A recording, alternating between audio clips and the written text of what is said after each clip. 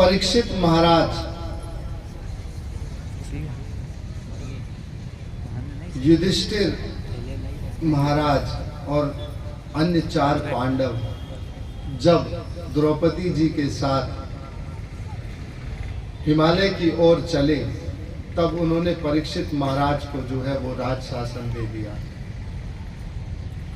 और कहा कि कृपाचार्य जी आप इनको जो है वो राज शासन दे दीजिए।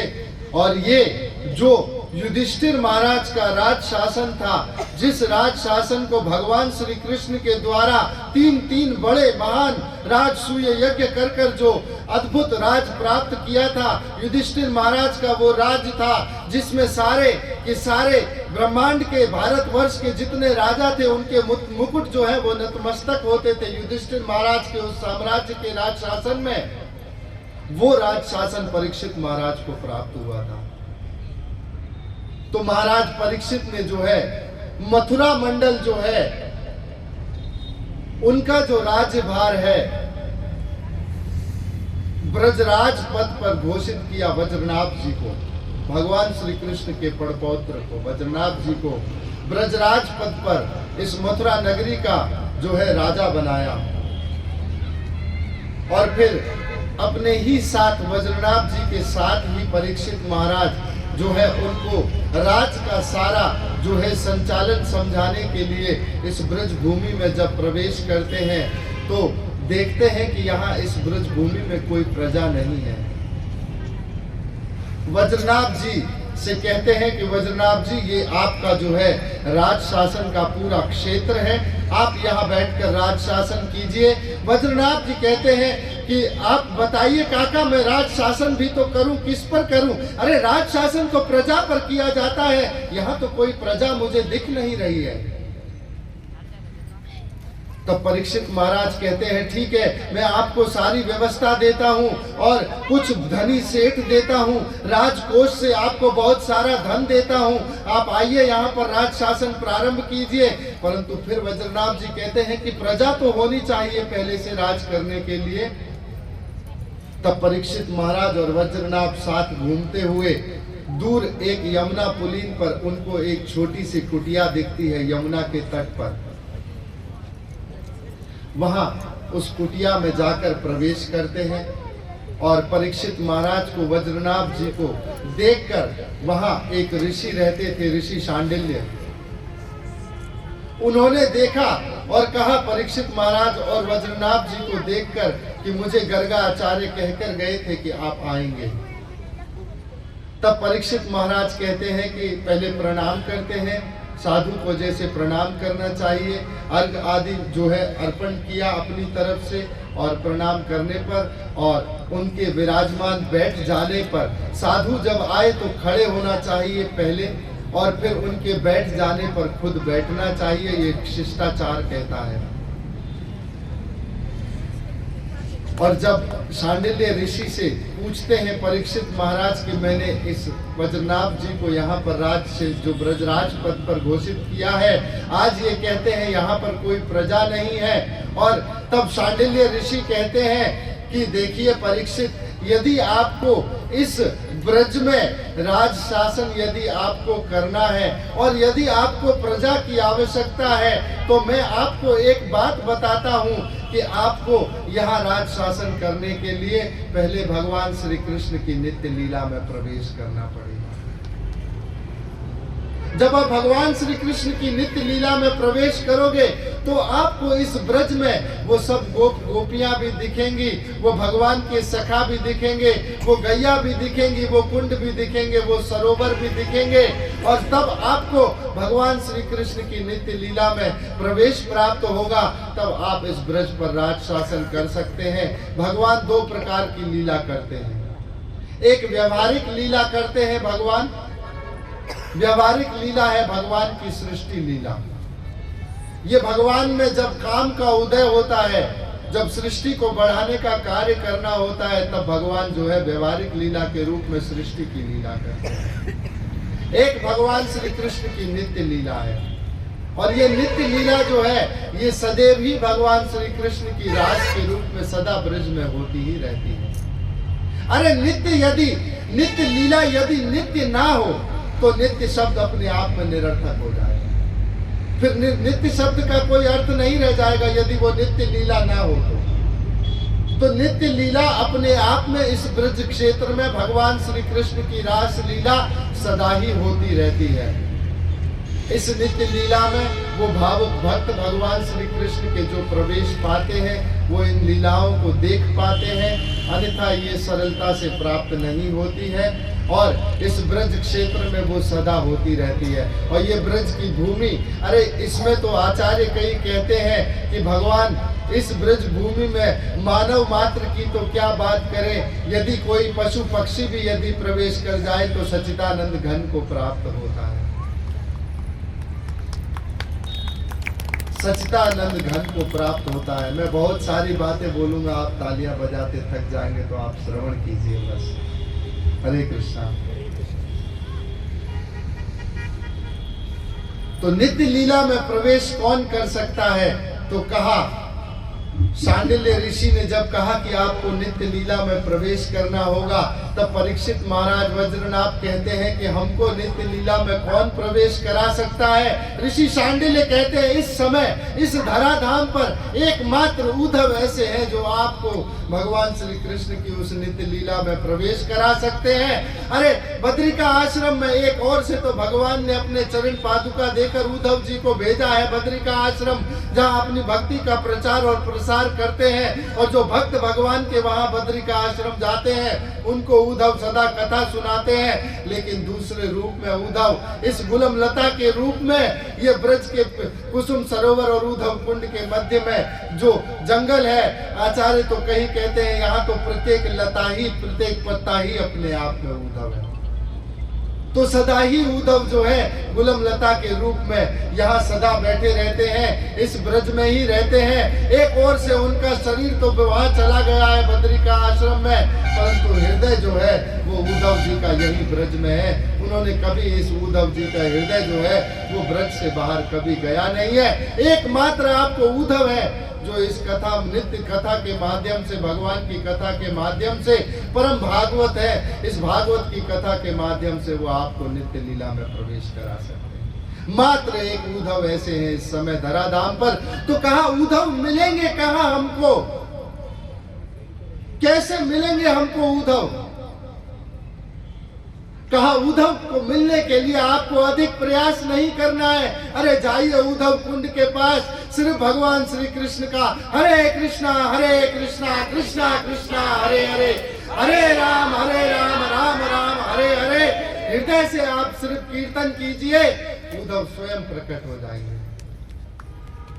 उद्धव स्वयं प्रकट हो जाएंगे, आपको अधिक प्रयास करने की आवश्यकता नहीं है। तो ये सब यहाँ से परीक्षित महाराज और वज्रनाभ जी यहाँ से निकले हैं और उद्धव को ढूंढने के लिए जब निकले हैं तो वहां जाकर जो है कीर्तन प्रारंभ किया है। और यहाँ दूसरी ओर भगवान श्री कृष्ण की पटरानियां जो है, जो अर्जुन जिनको लेकर आए थे कोल भीलों से युद्ध हार गए थे, अर्जुन को अभिमान ना हो जाए कि उन्होंने इस महाभारत के संग्राम में विजय कराया है पांडवों को, और मैं एक महारथी था बहुत बड़ा, मुझ में सबसे ज्यादा शक्तिशाली था और मैं ही समस्त ब्रह्मांड का सबसे अधिक जो है सर्वश्रेष्ठ धनुर्धारी था। सिर्फ ये अभिमान ना हो अर्जुन को, इसीलिए भगवान ने अपनी पटरानियों को साथ भेजा था, इनको जाओ हस्तिनापुर ले जाओ अपने साथ अर्जुन, इनका तुमको ध्यान रखना है क्योंकि आज से 7 दिनों के बाद ये द्वारका जो है मेरी ये समुद्र में विलीन हो जाएगी। अर्जुन तुम इनको ले जाओ हस्तिनापुर की ओर। तो सिर्फ अर्जुन को ये अभिमान ना हो कि मैं सबसे सर्वश्रेष्ठ शक्तिशाली धनुर्धर हूँ, तो कोल भीलों से सामान्य से भी अर्जुन युद्ध हार गया। तब अर्जुन जो है रोते हुए ये कहते थे कि मैं आज ये समझ गया भगवान कि मेरी जितनी शक्तियां थी, जितना मैं शक्ति से समन्वित था, वो सब के सब आपकी कृपा से था। सिर्फ मेरी कोई शक्ति नहीं थी, सिर्फ आपकी कृपा थी। आज मुझे ये एहसास हो गया है और मैं इन कोल भीलों से भी सामान्य युद्ध हार गया हूँ, जो बड़े बड़े महा हाथी जैसे जो है सामने खड़े होते थे, आकाश जैसा भीष्म जी के सामने मैं खड़ा था। तब मुझे पता चला कि मैं कैसे आज जो है वो भगवान की कृपा से उनसे युद्ध जीत पाया था। आज अर्जुन को ये सिर्फ भगवान को एहसास दिलाना था। तो ये रानियां सारी घूमती घूमती ये पहुंची है, जो ये जमुना जी के तट पर पहुंची।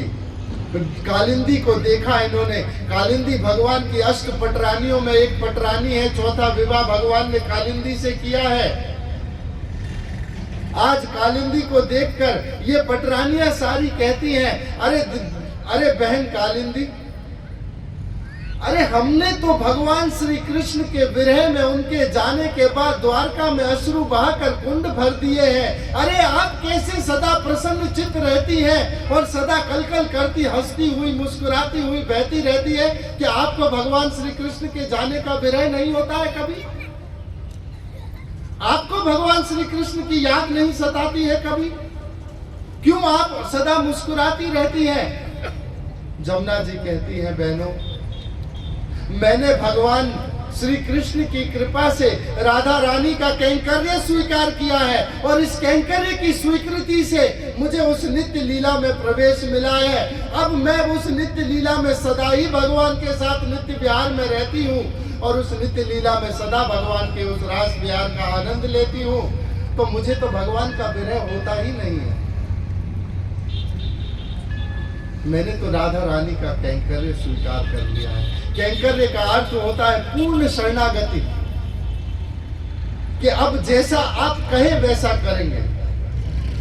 मेरा स्वयं का हृदय अब कुछ नहीं है, जैसा आप कहेंगे वैसा करेंगे। तो राधा रानी के कैंकर्य की स्वीकृति से आज मुझे जो है वो नित्य लीला में प्रवेश की मिला है। तो ये सारी पटरानियां पूछती हैं कि हमको कैसे इस भगवान की नित्य लीला में प्रवेश मिलेगा? तो कहा, वो तो आपको सिर्फ एकमात्र उद्धव इस नित्य लीला में प्रवेश करा सकते हैं, परम भागवत। तो कहाँ मिलेंगे उद्धव? तो जाइए उद्धव कुंड के पास, भगवान श्री कृष्ण के नाम का कीर्तन कीजिए, उद्धव स्वयं प्रकट हो जाएंगे।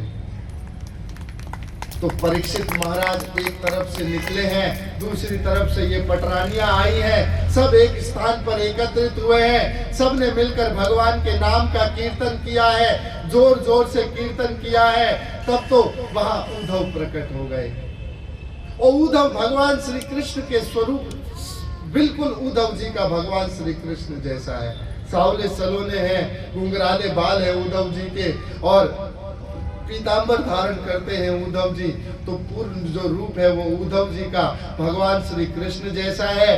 तब उद्धव जी ने जो है इनको प्रेम से भागवत का जो है श्रवण कराना प्रारंभ किया है। भागवत की कथा को उद्धव ने जैसे ही प्रारंभ किया है, तब तो वहाँ जो है अर्जुन आ गए, बलि महाराज आ गए, इंद्रचंद्र आदि आ गए, स्वयं भगवान श्री कृष्ण आ गए। तब तो ये सत्य हो गया कि भगवान श्री कृष्ण का जहाँ कीर्तन होता है वहाँ भगवान अपने आप आ जाते हैं। जैसे रामचंद्र जी की कथा में सदा हनुमान जी वानर रूप में आते हैं, ऐसे भगवान श्री कृष्ण का जहाँ कीर्तन होता है वहाँ भगवान आते हैं, किसी न किसी रूप में आते हैं। हमारे पास वो दृष्टि नहीं है उन्हें पहचानने की, परंतु आते अवश्य हैं। तो आज उद्धव जी के भागवत की कथा को प्रारंभ करते ही आज ये सारी जो है पटरानियां और भगवान से इनको दर्शन प्राप्त हुए हैं। जैसे एक सरोवर है, बिंदु सरोवर गुजरात में एक सरोवर है, बिंदु सरोवर। सिद्धपुर नामक स्थान पर अहमदाबाद से तकरीबन 100 किलोमीटर की दूरी पर 4 सरोवर मुख्य हैं। एक नारायण सरोवर कच्छ में, एक पंपा सरोवर साउथ में किष्किंधा में, एक बिंदु सरोवर और एक मान सरोवर। 4 मुख्य सरोवर है भारतवर्ष में। ये बिंदु सरोवर ये परशुराम जी ने अपनी माता रेणुका का जो है वहां पिंडदान किया था, तो इसको मातृ गया भी कहते हैं। लोग बहुत से माताओं का तर्पण करने के लिए वहां जाते हैं, तो ये मातृ गया है। तो एक समय की बात है, राधा रानी को जो है गर्ग संहिता में पढ़कर बता रही थी इंदुलेखा सखी कि जो है इस बिंदु सरोवर में जो स्नान करता है उनको भगवान श्री कृष्ण के तत्काल दर्शन होते हैं। राधा रानी ने कहा कि ये क्या कह रही हो, दोबारा पढ़ो जरा। तो कहा कि इस बिंदु सरोवर में जो है वो तत्काल भगवान श्री कृष्ण के स्नान करने पर दर्शन होते हैं। राधा रानी ने कहा कि चलो फिर हम सब बिंदु सरोवर चलते हैं। आज यहाँ से पूरा जो है ब्रज से सारी गोपियां निकली हैं और वहाँ बिंदु सरोवर पर पहुंची है, और वहाँ से भगवान द्वारका से यदुवंशियों को सबको लेकर बिंदु सरोवर में आ रहे थे। तब राधा रानी की जो है परिकर सखियां वो सब स्नान कर रही थी। ये यदुवंशी गए कि कहा भगवान श्री कृष्ण आए हुए हैं, आप सब हटिए। तब राधा रानी तो वहां थी नहीं। उन्होंने कहा कोई होगा उनसे कहिए इस समय वृषभानु नंदनी आपको पाने का साधन दोबारा क्या होगा। तब भगवान कहते हैं अब आप चिंता मत कीजिए, स्वकीय भगवत तेजा तिरोधाय प्रविष्टोभ्यम भागवतम पुराण अर्णवम। अब मैं कहीं और नहीं जा रहा हूँ, मैं अपना समस्त तेज जो है वो इस भागवत में समन्वित करता हूँ, समाहित करता हूँ। तो तिरोधाय प्रविष्टोभ्यम भागवतम पुराण अर्णवम। अब मैं इस भागवत में प्रवेश करता हूँ और अब इसी भागवत के माध्यम से आप मुझे प्राप्त कर सकते हैं और मेरे दर्शन कर सकते हैं। मात्र एक भागवत के माध्यम से आज भगवान ने ये कहा है, सब बहुत संतुष्ट हुए हैं, सबको बहुत आनंद हुआ है, उल्लास हुआ है और भगवान के दर्शन प्राप्त हुए हैं। तो ये एक कथा श्रीमद् भागवत के महात्म्य की जो है ये उद्धव जी के द्वारा की गई, ये इस धरती पर होने वाली सबसे पहली कथा है। तो ये कथा जब हो रही थी तब परीक्षित महाराज वहां जब थे, प्रारंभ करने से पहले तो परीक्षित महाराज सुनने के लिए बैठे तो उद्धव जी ने कहा कि कुछ लोग आए परीक्षित महाराज के पास राज से कि आप चलिए महाराज, आपकी राज्य में आवश्यकता है। महाराज परीक्षित कहते हैं उद्धव जी से कि मैं कब भागवत की कथा को सुनूंगा, आप मुझे बताइए, मुझे भागवत की कथा सुनने को क्यों नहीं मिल रही है। उद्धव जी कहते हैं आप चिंता मत कीजिए परीक्षित महाराज, अब इस धरती पर दोबारा यदि इस भागवत का कभी प्राकट्य होगा तो परीक्षित माध्यम आप ही बनेंगे, आप ही माध्यम बनेंगे दोबारा इस परीक्षित महाराज इस भागवत को प्रकट करने के लिए। तब परीक्षित महाराज पुनः वापस आए अपने राज्य में और कथा नहीं सुन पाए और बाकी सब लोगों ने कथा सुनी और भगवान के धाम को प्राप्त किया। इस तरह से जो है महात्म्य की एक कथा का ये वर्णन। फिर पद्म पुराण की स्कंद पुराण के 4 अध्यायों में वर्णन आता है इस कथा का। फिर पद्म पुराण के अंतर्गत श्रीमद् भागवत की कथा का वर्णन जो है वो नारद जी के माध्यम से है।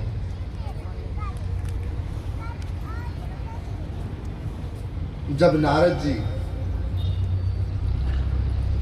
बहुत से वर्षों का भ्रमण कर कर भारतवर्ष में आए नारद जी, तो नारद जी ने सब जगह दर्शन किया। पहले गंगा गए, गया गए, काशी गए और प्रयाग गए, सेतुबंध गए, त्रिवेंद्रम गए, बहुत सी जगहों में जो है जितने के सारे तीर्थ स्थल हैं उन सब का नारद जी ने भ्रमण किया। और सबका भ्रमण करने पर नारद जी ने देखा कि यहाँ कहीं भी जो है वो सुख नहीं है, सब लोग रजोगुण से प्रभावित है, हर जगह एक दूसरे को लूटने की प्रवृत्ति है, एक दूसरे से छीनने की प्रवृत्ति है, पंडित के रूप में सब जो है वो लूटते जा रहे हैं सबको। कहीं भी इन तीर्थ स्थानों में जो है वो भगवान की कथाओं का श्रवण नहीं हो रहा है, भगवान की कथाओं का विस्तार नहीं हो रहा है, ना ही जो है भगवत भक्तों की जो है महिमा गाई जा रही है। तो नारद जी को बहुत दुख हुआ और इस वेदना की अवस्था में नारद जी जो है वो घूमते हुए वृंदावन में आए। तो वृंदावन में आकर तो नारद जी का जो हृदय है वो प्रसन्न हो गया और यहाँ घूमते घूमते नारद जी ने दर्शन किए एक बहुत सुंदर युवती के। नारद जी पूछते हैं और कि देवी आप कौन हो। तब कहती है कि नारद जी आप मुझे जानते हो, मेरा नाम भक्ति है और भक्ति स्वयं अपने स्वरूप में थी। भक्ति भीतर का विषय है, ज्ञान भीतर का विषय है, ये वैराग्य भीतर का विषय है, बाहर दिखाने की वस्तु नहीं है, ये भीतर रहता है, हृदय के भीतर रहता है, कहीं बाहर इसको दिखाने का माध्यम नहीं है। वो भक्ति भी अपने स्वयं के जो है स्वरूप में थी वहां। और स्वरूप में भक्ति के पास में 2 वृद्ध जो है वो लेटे हुए थे और लेटे हुए वृद्धों को देखकर जब भक्ति कहती है कि नारद जी आप मुझे जानते हो, मैं भक्ति हूँ, मैं जो है, मेरा प्राकट्य जो है वो साउथ से मैं प्रकट हुई हूँ। रामानुजाचार्य जैसे महान संत हुए और मैं वहां से घूमती हुई फिर आगे कर्नाटक में आई, लोगों ने मेरा सम्मान किया। मैं महाराष्ट्र में गई, मुझे हाथ में जोड़कर लोगों ने मेरे को नमस्कार किया। और फिर मैं पुनः जब गुजरात में गई तो मैं जर्जर हो गई, तो मैं तो पुनः वृंदावन में आई, मुझे तो तरुणी हो गई मैं पुनः। लेकिन वृंदावन में आकर ये मेरे जो दो पुत्र आप देख रहे हो नारद जी, ये ज्ञान और वैराग्य है। वृंदावन में तो वैसे भी ज्ञान और वैराग्य का कोई कार्य नहीं है, और ज्ञान और वैराग्य तो भक्ति के फल हैं। भक्ति करने से ज्ञान और वैराग्य तो स्वतः ही भीतर आ जाते हैं। तो ज्ञान और वैराग्य ये भक्ति के फल मेरे पुत्र रूप है। ये मेरे दोनों पुत्र ज्ञान और वैराग्य आज वृद्ध अवस्था से पीड़ित है और ग्रसित हो चुके हैं। ये अब सांस भी ठीक से नहीं ले पा रहे हैं, बड़ी मुश्किल से ये हिल पाते हैं। नारद जी पूछते हैं इनका ये कारण कैसे हुआ। कहा कि मैं तो जानती नहीं, मैं तो सब जगह घूमी, परंतु नारद जी ये वृंदावन में जहाँ भक्ति का सबसे अधिक सम्मान है, ज्ञान और वैराग्य का यहाँ कोई सम्मान नहीं है। तो आज ये दोनों वृद्ध यहाँ पर हो चुके हैं। हम तो कभी कभी कहते हैं ज्ञान वैराग्य और कार्य, इन तीनों का कार्य अब खत्म हो चुका है वृंदावन में। तो तब भक्ति कहती है कि नारद जी, यदि मेरे ये दो पुत्र ज्ञान और वैराग्य पुनः नव यौवन को प्राप्त नहीं होंगे तो नारद जी मैं आपसे कहती हूँ मम गमिष्यामि, मैं सागर पार चली जाऊंगी नारद जी, मैं यहाँ भारतवर्ष में नहीं रहूंगी। और सही में भक्ति सागर पार चली गई। ये प्रभुपाद जी वहां जाकर इस भक्ति को पुनः अंग्रेजों के माध्यम से पुनः इस भक्ति को वापस लेकर आए। ये प्रभुपाद जी की कृपा से हुआ। जो इसी भक्ति को पुनः ये सागर पार चली गई थी, इनको पुनः वापस लेकर आए प्रभुपाद जी की प्रेरणा से वो हुआ है।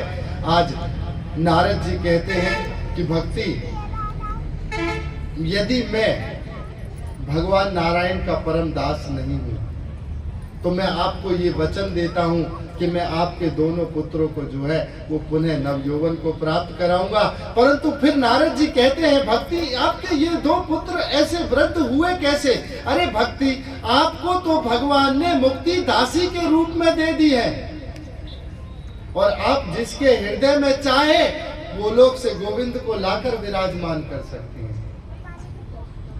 आपकी ये, आप इनको स्वयं क्यों नहीं नवयौवन दे पाई?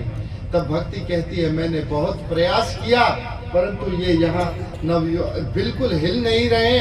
नारद जी ने कहा कि हरेर दासो, मैं भगवान नारायण का परम दास नहीं हूँ यदि मैंने इनको नवयौवन नहीं प्राप्त कराया। नारद जी ने गीता सुनाई, वेद सुनाई, उपनिषद सुनाए, गीत सबका और वेदों का पाठ सुनाया, परंतु थोड़ा सा हिले, फिर पुनः जो है वो जर्जर अवस्था में चले गए। तब तो नारद जी को बहुत चिंता हुई और नारद जी सीधे चले गए बद्री का आश्रम में। और नर और नारायण जो उनके गुरुदेव हैं उनसे कहते हैं कि नारद भगवान, मैंने बहुत प्रयास किया भक्ति के पुत्र ज्ञान और वैराग्य को पुनः नवयौवन देने का, अब वो मृत्यु को प्राप्त हो रहे हैं। भगवान ने कहा नारद जी आप जाइए, संतों से मार्ग मिलेगा। नारद जी ने पहले भी ध्यान कर कर देखा, आकाशवाणी हुई, नारद जी से कहा कि सत्कर्म करो नारद। तो नारद जी ने बहुत से भ्रमण किए वर्षों के, भारत के तीर्थों के, सबसे पूछा सत्कर्म क्या होता है, सत्कर्म क्या होता है, परंतु किसी ने बताया नहीं सत्कर्म क्या होता है। तब फिर नारद जी बद्री का आश्रम गए और भगवान ने कहा कि संतों से तुम्हें मार्ग मिलेगा नारद। अभी थोड़ी दूर नीचे आए थे नारद जी तो उनको सनकादि ऋषि मिल गए वहां। ये सनकादि ऋषि नारद जी के भाई भी हैं बड़े, सनक, सनंदन, सनत कुमार, सनातन, ये चारों भाई जो ब्रह्मा जी ने जो है मानसिक रूप से प्रकट किए हैं। सबसे पहली सृष्टि में सबसे पहले भगवान के जो अवतार हैं वो सनत कुमार हैं, सनकादि ऋषि है। आज ये सनकादि ऋषि नारद जी से कहते हैं, अरे नारद जी आप क्यों ऐसे, आप ऐसे दिख रहे हैं गतवित चित्त व्यक्ति की तरह, आप ऐसे क्यों हैं? अरे नारद जी, दुख जिसे देखकर स्वयं मुस्कुराने लगता है, अरे कष्ट जिसे देखकर स्वयं जो है वो आनंदित होने लगते हैं, आप क्यों इस गतवित चित्त व्यक्ति की तरह यहाँ जो है वेदना में घूम रहे हैं?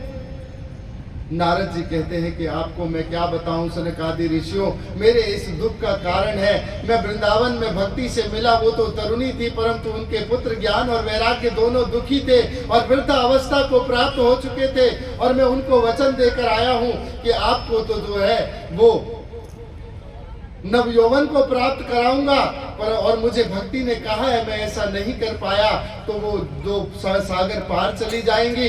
सनकादि ऋषि कहते हैं नारद जी कहते मैंने सब कुछ सुनाया उनको, वेद सुनाए, गीता पाठ सुनाया, उपनिषदों के मंत्र सुनाए, परंतु वो उठे नहीं। भगवान का कीर्तन सुनाया फिर भी नहीं उठे वो। सनकादि ऋषि कहते हैं नारद जी आप तो सब जानते हैं, आपने उनको भागवत क्यों नहीं सुनाई?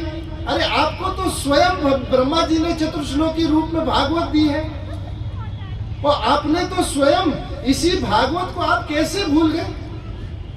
अरे जब अज्ञान के सागर में गोते लगा रहे व्यास देव जी, जो अज्ञान मुह्यंती सागर है, आपने अज्ञान में डूबते हुए जो व्यास देव जी जब डूब रहे थे, तब आपने खुद चतुर्श्लोकी समन्वितम, आपने चतुर्श्लोकी भागवत उनको दी थी, आप स्वयं क्यों भूल गए उसको? आप उस भागवत को कैसे भूल गए? तो नारद जी पूछते हैं कि वेद पाठों में, उपनिषदों में, गीता में और इनमें, भागवत में और इनमें अंतर क्या है?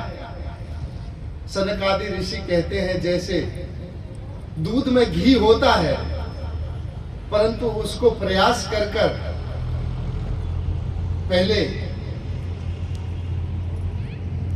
जमाया जाता है, दही बनाया जाता है, दही से मट्ठा बनेगा और मट्ठे से फिर छाछ और फिर छाछ से ऊपर मक्खन निकालकर फिर घी निकाला जाता है। तो एक प्रक्रिया के द्वारा इसको निकाला जाता है। तो दूध में घी तो होता है, परंतु उसकी एक प्रक्रिया है उसको निभाने की। जैसे आम के पेड़ पूरे में रस तो होता है, परंतु जब तक वो पूर्ण तैयार होकर आम का फल के रूप में तैयार नहीं होता, तब तक उस रस आस्वादनीय नहीं होता है, उसका रसास्वादन नहीं किया जा सकता है। तो जो वो रस है, तो इसी तरह से ये जो वेद है जिनको आप पढ़ा रहे हो, ये तो कल्प रूपी वृक्ष है। निगम कल्पत्रौ गलितम फलम सुख मुखाद अमृतम द्रव्य सवितम पिबत भागवतम रसमालय मुहुरो रसिका भोगिभाव। ये वेद सारे के सारे जो है, ये तो कल्प रूपी एक वृक्ष है, परंतु इनका जो पका हुआ फल है नारद जी, जो आम का पका हुआ फल है, वो है श्रीमद् भागवत। तो श्रीमद् भागवत को नारद जी आप सुनिए अथवा सुनाइए। इस भागवत के सुनने से आप कल्याण होगा, और वो दोनों जो पुत्र हैं ज्ञान और वैराग्य, ये दोनों को जो है वो नवयौवन पुनः प्राप्त होगा। तब तो नारद जी कहते हैं इस भागवत में इतनी समस्त शक्तियां कहां से आ गई? ये सब अन्य धर्मा तिरस्कृत्यम पुरस्कृत्यम, ये सारे धर्मों को तिरस्कृत करने वाली इतनी शक्ति भागवत में आई कहां से? तो आप सबको बताया हमने कि भगवान ने जब इस भागवत में जाने से पहले कहा था तिरोधाय प्रविष्टोक्यम भागवतम पुराणम, तब फिर पूछा कि इसमें इतनी शक्तियों का माध्यम क्या है? नारद जी पूछते हैं कि इसमें इतना जो है वो सिर्फ मात्र एक भागवत में इतना क्यों है? तब तो सनकादि ऋषि इतने जोर से और जोर देकर बोलते हैं, सनकादि ऋषि, किंबा श्रुति बहुरी शास्त्र पुराणाच भ्रमयितवा। इतने सारे शास्त्रों को सुनने की आपको आवश्यकता क्या है? एकम भागवतम शास्त्रम मुक्तिदाने न गर्जति। एकमात्र भागवतम सिंह की तरह धाड़ रहा है मुक्ति देने के। इतने सारे शास्त्रों को सुनने की आपको आवश्यकता क्या है? किंबा श्रुति बहुरी शास्त्र पुराणाच भ्रमयितवा। आवश्यकता नहीं है आपको इतने सारे शास्त्रों की। ना गंगा ना गया काशी, ना पुष्कर न प्रयाग कम। जो फल आपको गंगा में स्नान करने से प्राप्त नहीं होता है, प्रयागों के दर्शन से प्राप्त नहीं होता है, पुष्कर जाकर प्राप्त नहीं होता है, वो फल इस मात्र भगवान की, इस भागवत की कथा को श्रवण से मात्र प्राप्त हो सकता है। यत्फलम नास्ते तपसा ना जोगे ना समाधिना तत्फलम सम्यक लभते कलौ केशव कीर्तना। यत् फलम नास्ते तपसा, जो फल आपको तपस्या से प्राप्त नहीं हो सकता है, ना जोगे ना समाधिना, ना किसी समाधि से प्राप्त हो सकता है, ना किसी योग से प्राप्त हो सकता है, तत्फलम लभते सम्यक, वो एकमात्र फल जो सम्यक रूप से प्राप्त हो सकता है वो कलौ केशव कीर्तनात्, इस कली काल में भगवान श्री कृष्ण के कीर्तन से प्राप्त हो सकता है।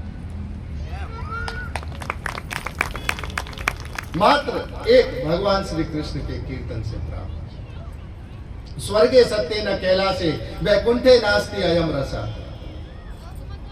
ये जो रस है भागवत का जिसको आप सुनते हैं, स्वर्गे सत्य न कैलाशे, ये इंद्र के लोक स्वर्ग में नहीं है, ना शंकर जी के लोक कैलाश में है, और इनकी मैं क्या बात कहूं, ये वैकुंठ में भी आपको उपलब्ध नहीं है। कहाँ उपलब्ध है?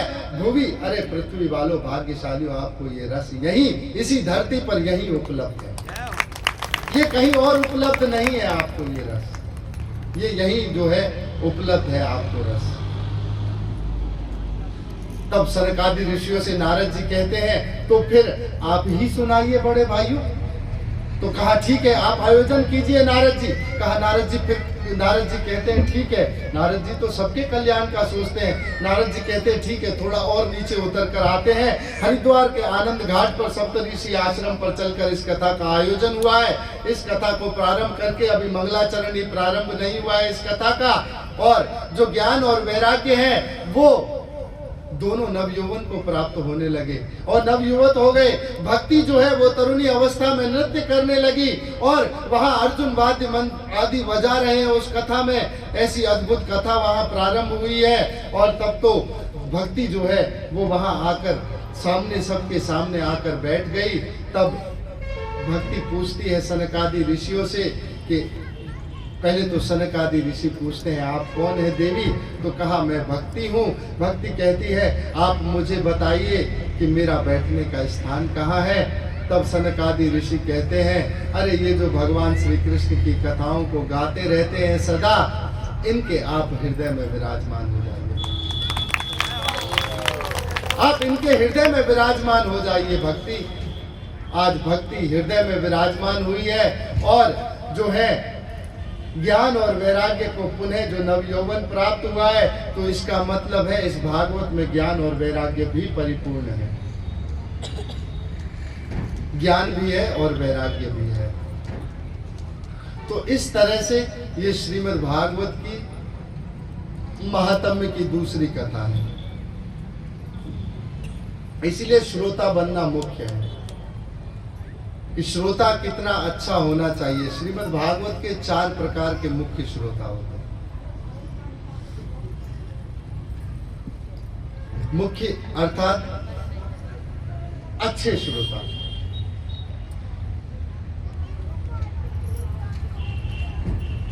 नीच कोटि के भी श्रोता बताए गए हैं और उच्च कोटि के श्रोता भी।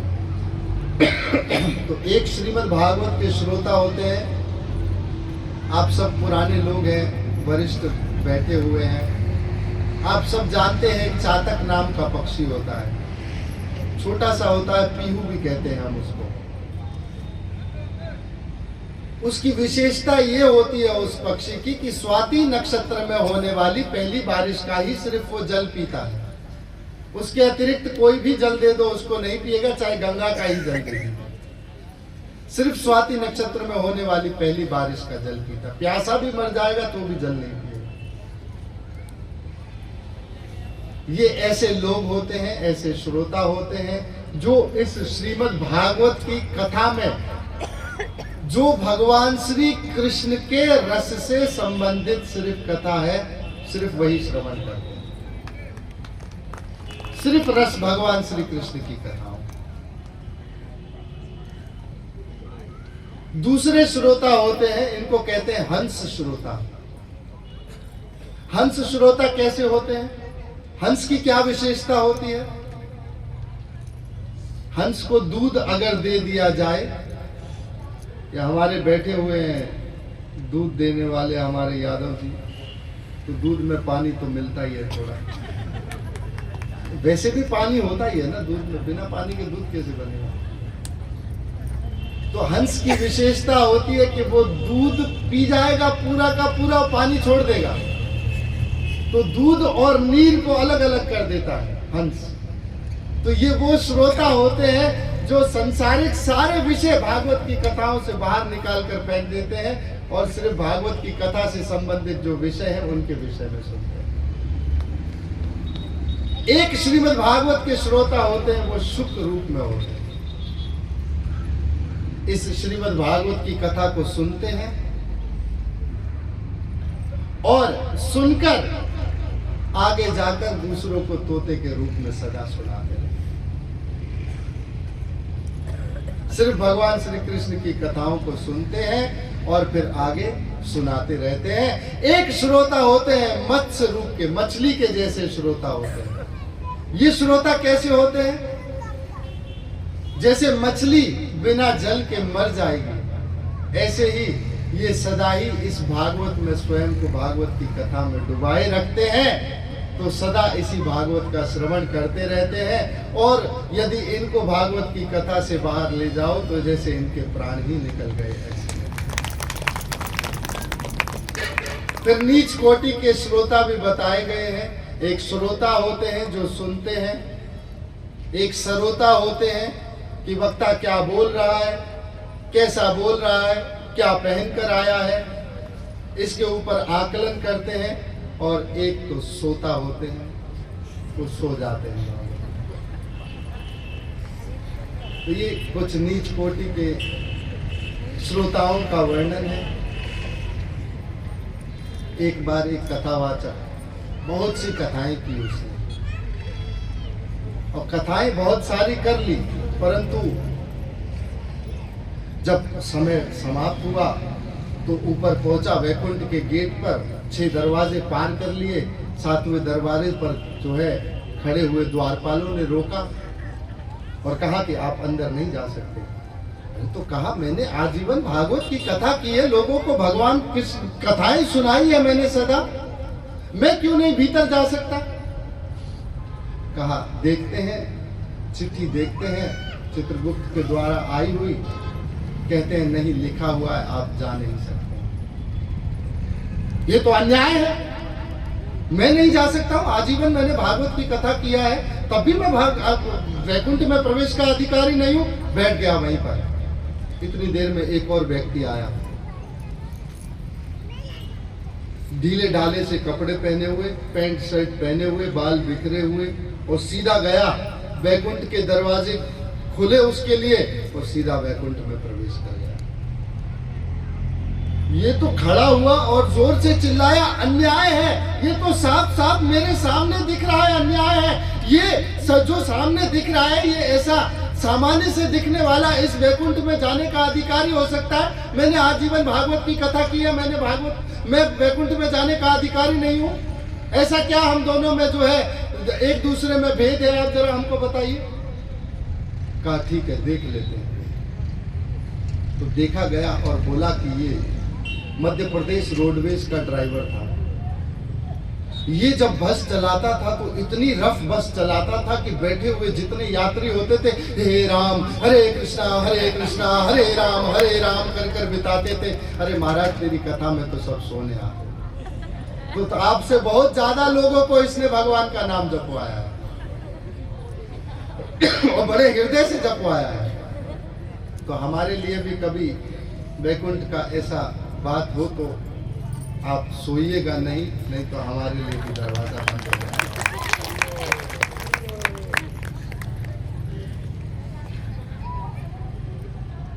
तो ये श्रीमद् भागवत की 2 कथाओं का मैंने वर्णन किया।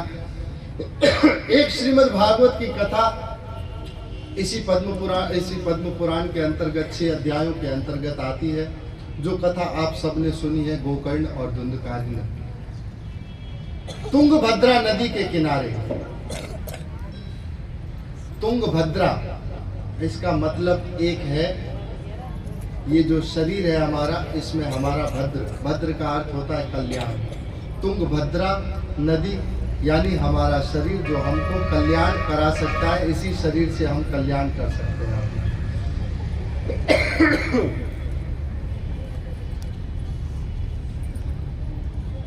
तो तुंगभद्रा नदी के किनारे एक ब्राह्मण रहते थे। अच्छे ब्राह्मण थे, परंतु संतान कोई थी नहीं। कुछ ऋषियों ने देखा दुखी बैठे हुए हैं, तो कृपा की कि मैंने आपको कहा था मैं इस कथा को बहुत संक्षेप में थोड़े से मैं ही कर दूंगा। तो उनको कृपा करके एक फल दिया। फल ले जाकर उन्होंने अपनी पत्नी को खिलाया। पत्नी का नाम था धुंधली। तो धुंधली का अर्थ हो गया हमारी बुद्धि। तो ये जो है बुद्धि, अपनी पत्नी को इन्होंने खिलाया। उन्होंने फल खाया नहीं और गायों के जो अस्तबल था उसमें फेंक दिया। किसी गाय ने उसको खा लिया और उससे समय अनुसार एक, क्योंकि ऋषियों के तेज से प्राप्त फल था, तो एक पुत्र उत्पन्न हुआ। वो हुआ गोकर्ण नाम का। और ये जो है गर्भवती बनकर जो है नाटक कर कर धुंधली रहने लगी। अपनी बहन से इन्होंने, जो गर्भवती थी, उनसे एक पुत्र ले लिया। बाद में समय आने पर उसका नाम हो गया धुंधकारी। तो धुंधकारी अपने कर्मों के अनुसार बहुत दुष्ट था और दुष्ट पुत्र के होने पर आत्मदेव जी तो बहुत दुखी रहते थे। तो आत्मदेव जी से जब गोकर्ण ने कहा कि पिताजी आप तो अब पुत्र मोह छोड़िए और दशम स्कंद का पाठ कीजिए भगवान का, आप जाइए और भगवान के दशम स्कंद का पाठ कर कर अपना कल्याण कीजिए। तो आत्मदेव जी तो आगे चले गए हैं और जो है फिर ये धुंधकारी ने बहुत सताया, अपनी माता को भी सताया और 5 वेश्याओं से भी विवाह किया। हम सब भी ये 5 जो वेश्याएं हैं इनसे विवाह कर कर बैठे ही होते हैं सदा। काम क्रोध मोह मय मद मत्सर आदि जो है, इन सब से हमारा भी वही जीवन है। तो आत्मदेव अर्थात आत्मा, तुंगभद्रा ये शरीर जिसमें हम अपना कल्याण कर सकते हैं, और बुद्धि से तदात्मय कर लेने पर धुंधकारी जैसा दुष्ट जीवन हम जीते हैं। तो इस तरह से धुंधकारी हुआ। फिर समय के साथ जो है माता जो है उन्होंने तो कुएं में कूद कर अपनी जान दे दी, क्योंकि बहुत धन आदि छीन कर ले जाता था माता से। और 5 वेश्याएं जो थी ये धन आदि चोरी करने लगा था। इन्होंने वेश्याओं ने सोचा कि हमारा जो है कभी पकड़े गए तो समस्या होगी, हमें भी जो है अपराध न होने पर भी हमें इस धन का तो हम जो है वो भाग तो हम लेते ही हैं, तो राजा के द्वारा दंड ना दिया जाए। तो इस तरह से इन्होंने भी जो है इस धुंधकारी को जो गड्ढा खोदकर एक उसमें गाड़ दिया और आग लगा दी। ये धुंधकारी मरकर आगे प्रेत हो गया और प्रेत हो जाने पर फिर पुनः इसका तो गोकर्ण जी ने जाकर गया में तर्पण भी किया, परंतु वापस जब आए तो इनको कभी हाथी दिख रहा था गोकर्ण जी को, कभी चींटी दिख रही थी, कभी गदा दिख रहा था। ध्यान कर कर देखा तो कहा कि मैं आपका भाई धुंधकारी हूँ और मैंने बहुत प्रयास किया। ठीक, आपने तो मेरे लिए बहुत प्रयास किया कि आपने जाकर मेरा तर्पण भी किया, परंतु मेरा जो पाप है वो गया में जाकर तर्पण से जो है मेरी प्रेत योनि छूटी नहीं। तो आप सहायता कीजिए, मुझे इस प्रेत योनि से मुक्त कीजिए। आज जो है गोकर्ण जी ने ध्यान करना प्रारंभ किया है और ध्यान कर कर गोकर्ण जी ने सूर्य नारायण से जब ध्यान किया है तो सूर्य नारायण ने कहा है कि आप जो है गोकर्ण जी भागवत का जो है साप्ताहिक रूप से जो है अनुष्ठान कर कर पाठ कीजिए, उससे इसका कल्याण होगा। तो जिसको भी ज्ञान प्राप्त करना होता है वो भगवान सूर्य के पास जाता है, सूर्य नारायण के पास जाता है। हनुमान जी ने जब ज्ञान प्राप्त करना था हनुमान जी को, तो सूर्य नारायण के पास गए और कहा मुझे ज्ञान प्राप्त करना है। सूर्य नारायण कहते हनुमान जी बिल्कुल मैं आपको ज्ञान दूंगा, परंतु मेरे इस रथ पर 70,000 वालकल्य ऋषि सदा ही मेरा गुणगान करते हुए चलते रहते हैं, और ये घोड़े सदा जो है ऐसी गति से दौड़ते हैं। आप कैसे यहाँ बैठेंगे? ये 70,000 वालकल्य ऋषि बैठे हुए हैं, यहाँ तो हनुमान जी तत्काल में भी सीट नहीं है, आप कहाँ बैठेंगे? तो हनुमान जी कहते हैं कोई बात नहीं, मैं आगे आपके चल चल कर ज्ञान प्राप्त करूंगा घोड़ों के। हनुमान सूर्य नारायण कहते हैं तो क्या मुझे हनुमान जी पीठ दिखाकर ज्ञान प्राप्त करोगे? हनुमान जी कहते हैं नहीं, मैं उल्टे पांव दौड़कर ज्ञान प्राप्त करूंगा। तो 1 साल पर्यंत तक पूरा हनुमान जी दौड़े हैं उल्टे पांव, और सूर्य नारायण से ज्ञान प्राप्त कर आए। और गुरु दक्षिणा के रूप में सूर्य नारायण ने कहा है मेरा पुत्र है सुग्रीव, हनुमान तुम उसका साथ कभी मत छोड़ना। तो हनुमान जी ने कभी सुग्रीव का साथ नहीं छोड़ा। ये गुरु दक्षिणा के रूप में लेकर आए हैं। वो ये राम कथा होती तो हम जरूर सुग्रीव और इनकी जन्म की कथा का हम वर्णन करते। बाली जी के, बाली इंद्र से उत्पन्न है, सुग्रीव जी जो है वो सूर्य नारायण से उत्पन्न है। सूर्य के सारथी हैं अरुण, रथ चलाते हैं जो सारथी अरुण है। तो अनुसुईया देवी के अंतर्गत जब 7 दिनों तक सूर्य नहीं उगा था,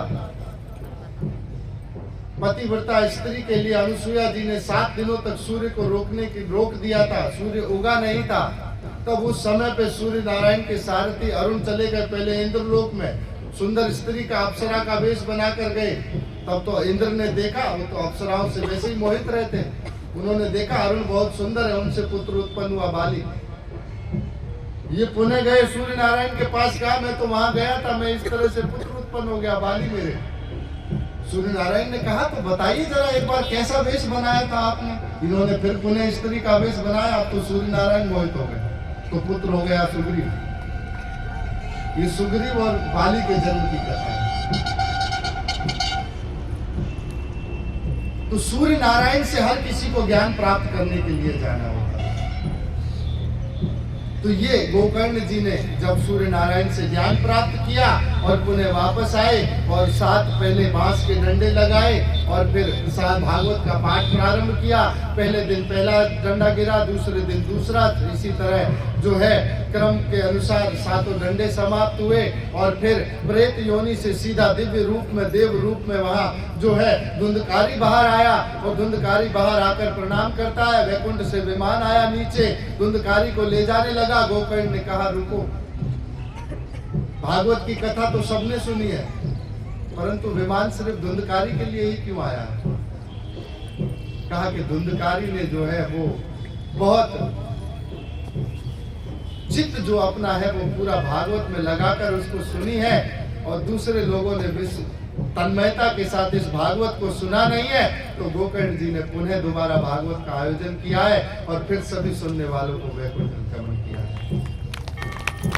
तो ये भागवत की जो ये कथा है धुंधकारी की, इसका एक ही उद्देश्य है कि ये भागवत आपको प्रेत योनि से भी तारने का सामर्थ्य रखती है। तो सामान्य जीवन में यदि हम तर जाएं तो कोई बहुत बड़ी उपलब्धि नहीं है, प्रेत योनि से भी तारने का सामर्थ्य ये भागवत रखती है।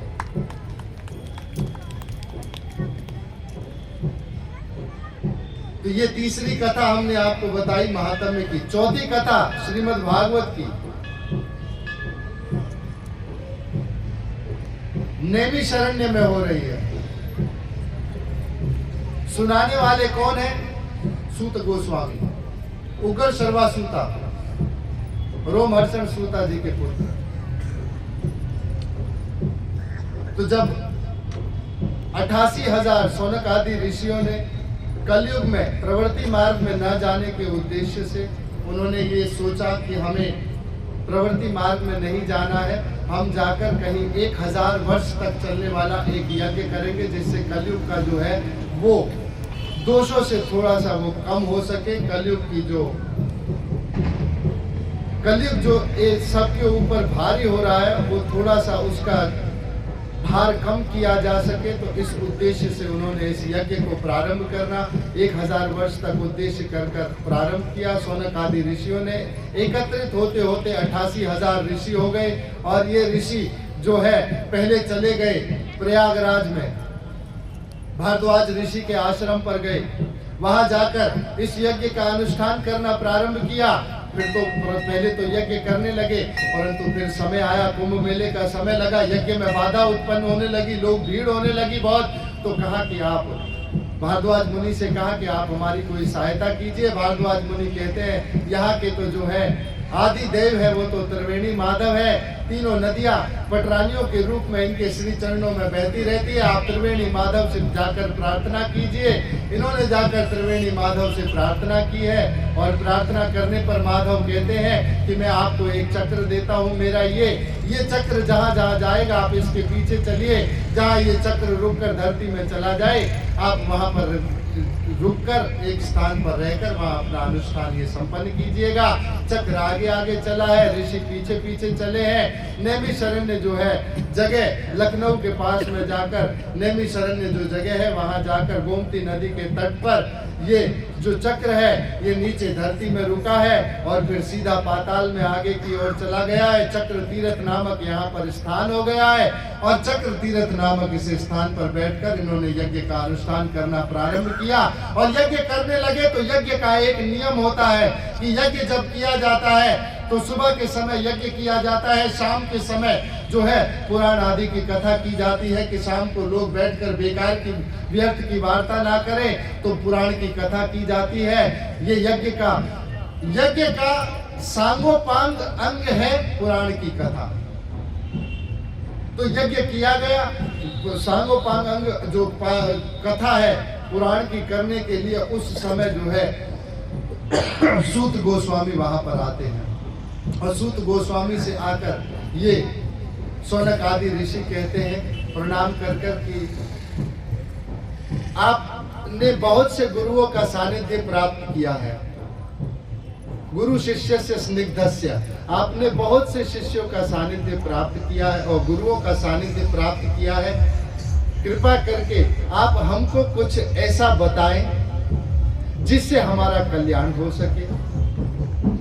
तो मुख्यतः यहाँ 6 प्रश्न पूछेंगे, और यही 6 प्रश्न जो है वो इस भागवत का मूलभूत पिलर है। इन्हीं 6 प्रश्नों के उत्तर में पूरी की पूरी बात, भागवत के 12 स्कंद है, 335 अध्याय और 18,000 श्लोक, ये मुख्य 6 प्रश्न पूछेंगे।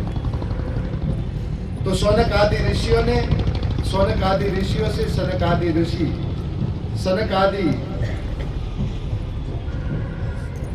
आदि ऋषियों से जब सूत गोस्वामी ने कहा है मैं आपको अवश्य पुराण की कथा सुनाऊंगा, और आपको मैं भागवत की कथा का जो है वो श्रवण कराऊंगा। ये मुख्य कथा श्रीमद् भागवत की है, जिसको सुनने से सभी का कल्याण हो सकता है। तो कहा कि किस किस तरह के व्यक्तियों का जो है वो इस भागवत को सुनने से कल्याण हो सकता है। सूत गोस्वामी कहते हैं पापी हो, दुराचारी हो, पर स्त्री गामी हो, गुरु पत्नी गामी हो, चोर हो, झूठा हो, और जो पापी हो, दुराचारी हो, हर तरह के व्यक्ति का इस भागवत को सुनने से उसका उद्धार हो सकता है। सिर्फ शुद्ध हृदय से सुने ऐसा नहीं है, किसी भी प्रकार का वृत्ति का व्यक्ति इस भागवत को सुने तो अपना कल्याण कर सकता है। ये भागवत जो है ये भगवान श्री कृष्ण को प्राप्त कराने का साक्षात साधन है। इस भागवत को सुनने से भगवान श्री कृष्ण जो है वो हृदय में आते हैं, और शुद्ध हृदय में इस भागवत को सुनने से हृदय शुद्ध होता है, और शुद्ध हृदय में भगवान श्री कृष्ण का प्रकट वो इस भागवत के माध्यम से हो सकता है।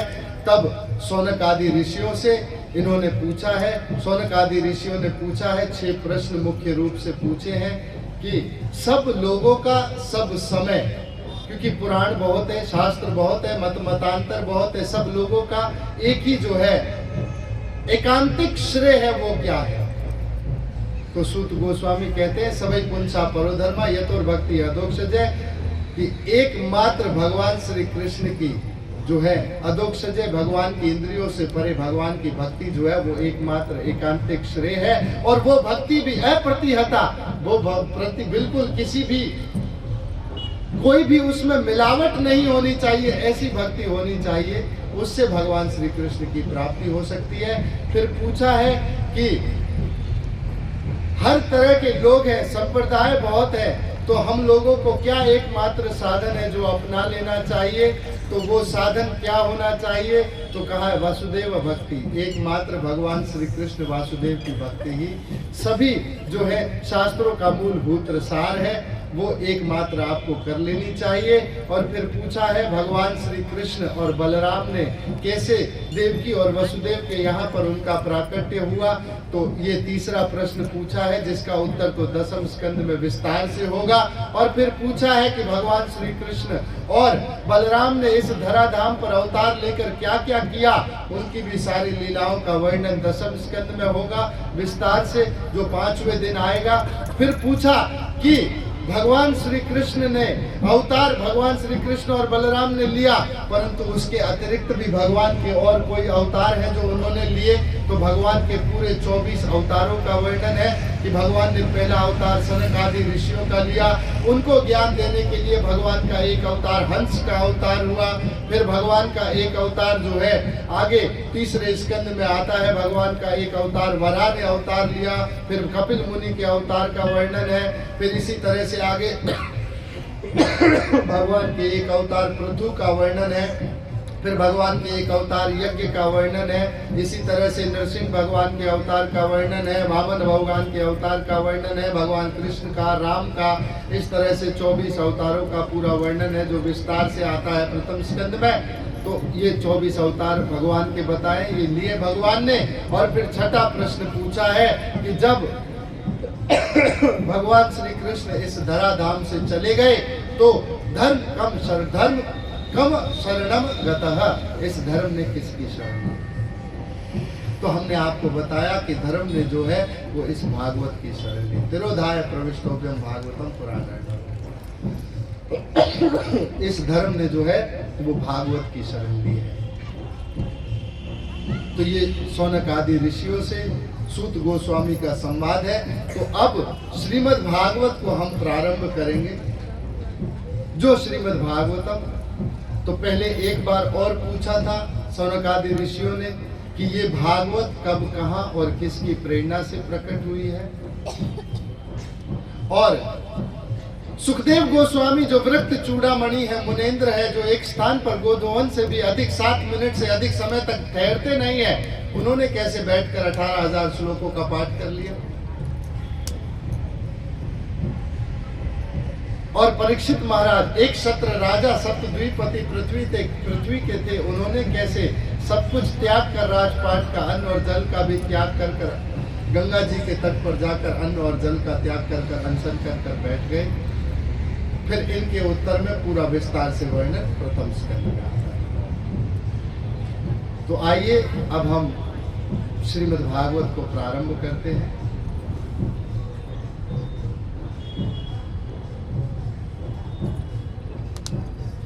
श्रीमद् भागवत को प्रारंभ करने से पहले व्यासदेव जी मंगलाचरण कर दें। तो आप कभी कृष्णदास कविराज गोस्वामी जी की कृष्ण चैतन्य चरितामृत में देखेंगे तो सनातन पाद गोस्वामी जी को मंगलाचरण के 3 मुख्य उद्देश्य बताए हुए हैं। मंगलाचरण के 3 उद्देश्य होते हैं। मंगलाचरण त्रिविध प्रकार। मंगलाचरण का पहला उद्देश्य होता है अपने इष्ट देव को प्रार्थना, कि मेरे जो इष्ट हैं उनको प्रार्थना की जाती है। तो पहला श्लोक श्रीमद् भागवत के मंगलाचरण का है अपने इष्ट देव को प्रार्थना। जन्मादियस्य यद अन्वयादितरस्तस्य अर्थेषु अभिज्ञस्वराटः तेने ब्रह्म हृदयादि कवये मुह्यन्ति यत सूरया तेजो वारी मृदाम येना यथा विनिमयो यत्र त्रिसर्गो मृषा धाम्ना स्वेन सदा निरस्तकुहकं सत्यं परम धीमहि। तो ये व्यासदेव जी जो है अपने इष्ट देव को प्रार्थना करते हैं। दूसरा उद्देश्य होता है मंगलाचरण का विषय वस्तु का निर्देश। What is the subject matter, मैं आपको क्या देने जा रहा हूं, विषय क्या है जो मैं आपको देने जा रहा हूं, क्या है उसके भीतर। तो ये दूसरा श्लोक श्रीमद् भागवत का जो मंगलाचरण का है, धर्म प्रोजिता कैतवो अत्र निर्वत्सरा नाम सदाम वेद्यम वास्तवम वस्तु अत्र शिवदम तापत्रयो नमूलनम। श्रीमद् भागवत पुराण महामुनि कृते किंबा पैरईश्वरा साध्यौ हृदय अवरुध्यते कृतिभिः शुश्रूषुभिः तत्क्षणा। ये है दूसरा मंगलाचरण का उद्देश्य, विषय वस्तु का निर्देश। क्या है विषय वस्तु? कैतव, सारे कैतव धर्म, कैतव का अर्थ जिसमें कपट हो, वो सब धर्म इस भागवत से निकाल कर बाहर रखती है। और विषय वस्तु क्या है? तापत्रय उन्मूलनम, शिवदम है, सभी के लिए कल्याणकारी है। और किसको प्रणाम करते हैं? भागवत, श्रीमद् भागवत महामुनि कृते। तो व्यासदेव जी भागवत लिख रहे हैं, अपने आप को तो महामुनि कहेंगे नहीं, तो नारायण भगवान को प्रणाम करते हैं। और शुश्रूषुभिः तत्क्षणा साध्यो हृदय अवरुध्यते। कृति भी, जो कृति भी है, सुकृतवान है जो, वो इस भागवत के अधिकारी है। ऐसे लोग जब इस भागवत को सुनने का संकल्प करते हैं तो शुश्रूषुभिः तत्क्षणात् अवरोध सारे समाप्त हो जाते हैं। और तत्क्षणात् बहुत तुरंत भगवान जो है वो सारे अवरोधों को समाप्त कर कर आपके मार्गों को सुगम कर देते हैं। और तीसरा जो है मंगलाचरण का उद्देश्य है आशीर्वाद। तो आशीर्वाद रूप में हमको प्राप्त होता है निगम कल्पत्रौ कलितं फलं सुख मुखादमृतं द्रव्य संयुतं पिबत भागवतं रसमालयं मुहुरो रसिका भुवि भावुका। निगम, निगम कहते हैं वेद को, निगम का अर्थ होता है वेद। निगम कल्पत्रौ गलितम फलम, निगम रूपी कल्प वृक्ष रूपी इस वृक्ष जो है, इसका जो पका हुआ फल है वो है श्रीमद् भागवतम। और ये भागवत भी जब सुख रूपी सुखदेव गोस्वामी के मुख से निकली है तो ये अमृत हो गई है अपने आप। और कैसी है ये भागवत? पिबत भागवतम रसमालयम। अरे पृथ्वीवासियों, इस भागवत के रस को सदा पीते रहो। ये आशीर्वाद रूप में कह रहे हैं, पीते रहो। पिबत भागवतम रसमालयम मुहुरो रसिका भुवि भावुका। अरे रसिक जन जिसको सदा सुनते रहते हैं और भावुक जन जो सदा सुनते रहते हैं इस भागवत को, वो सुनते रहिए, इस भागवत को सुनते रहिए।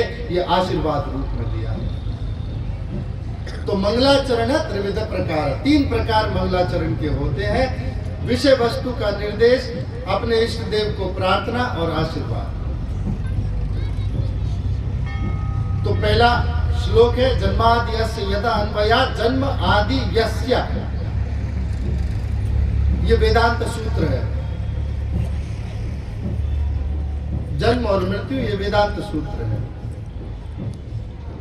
यदा अन्वयात्, अन्वयात का अर्थ बहुत लंबा है और इसको करने में बहुत समय भी लगता है।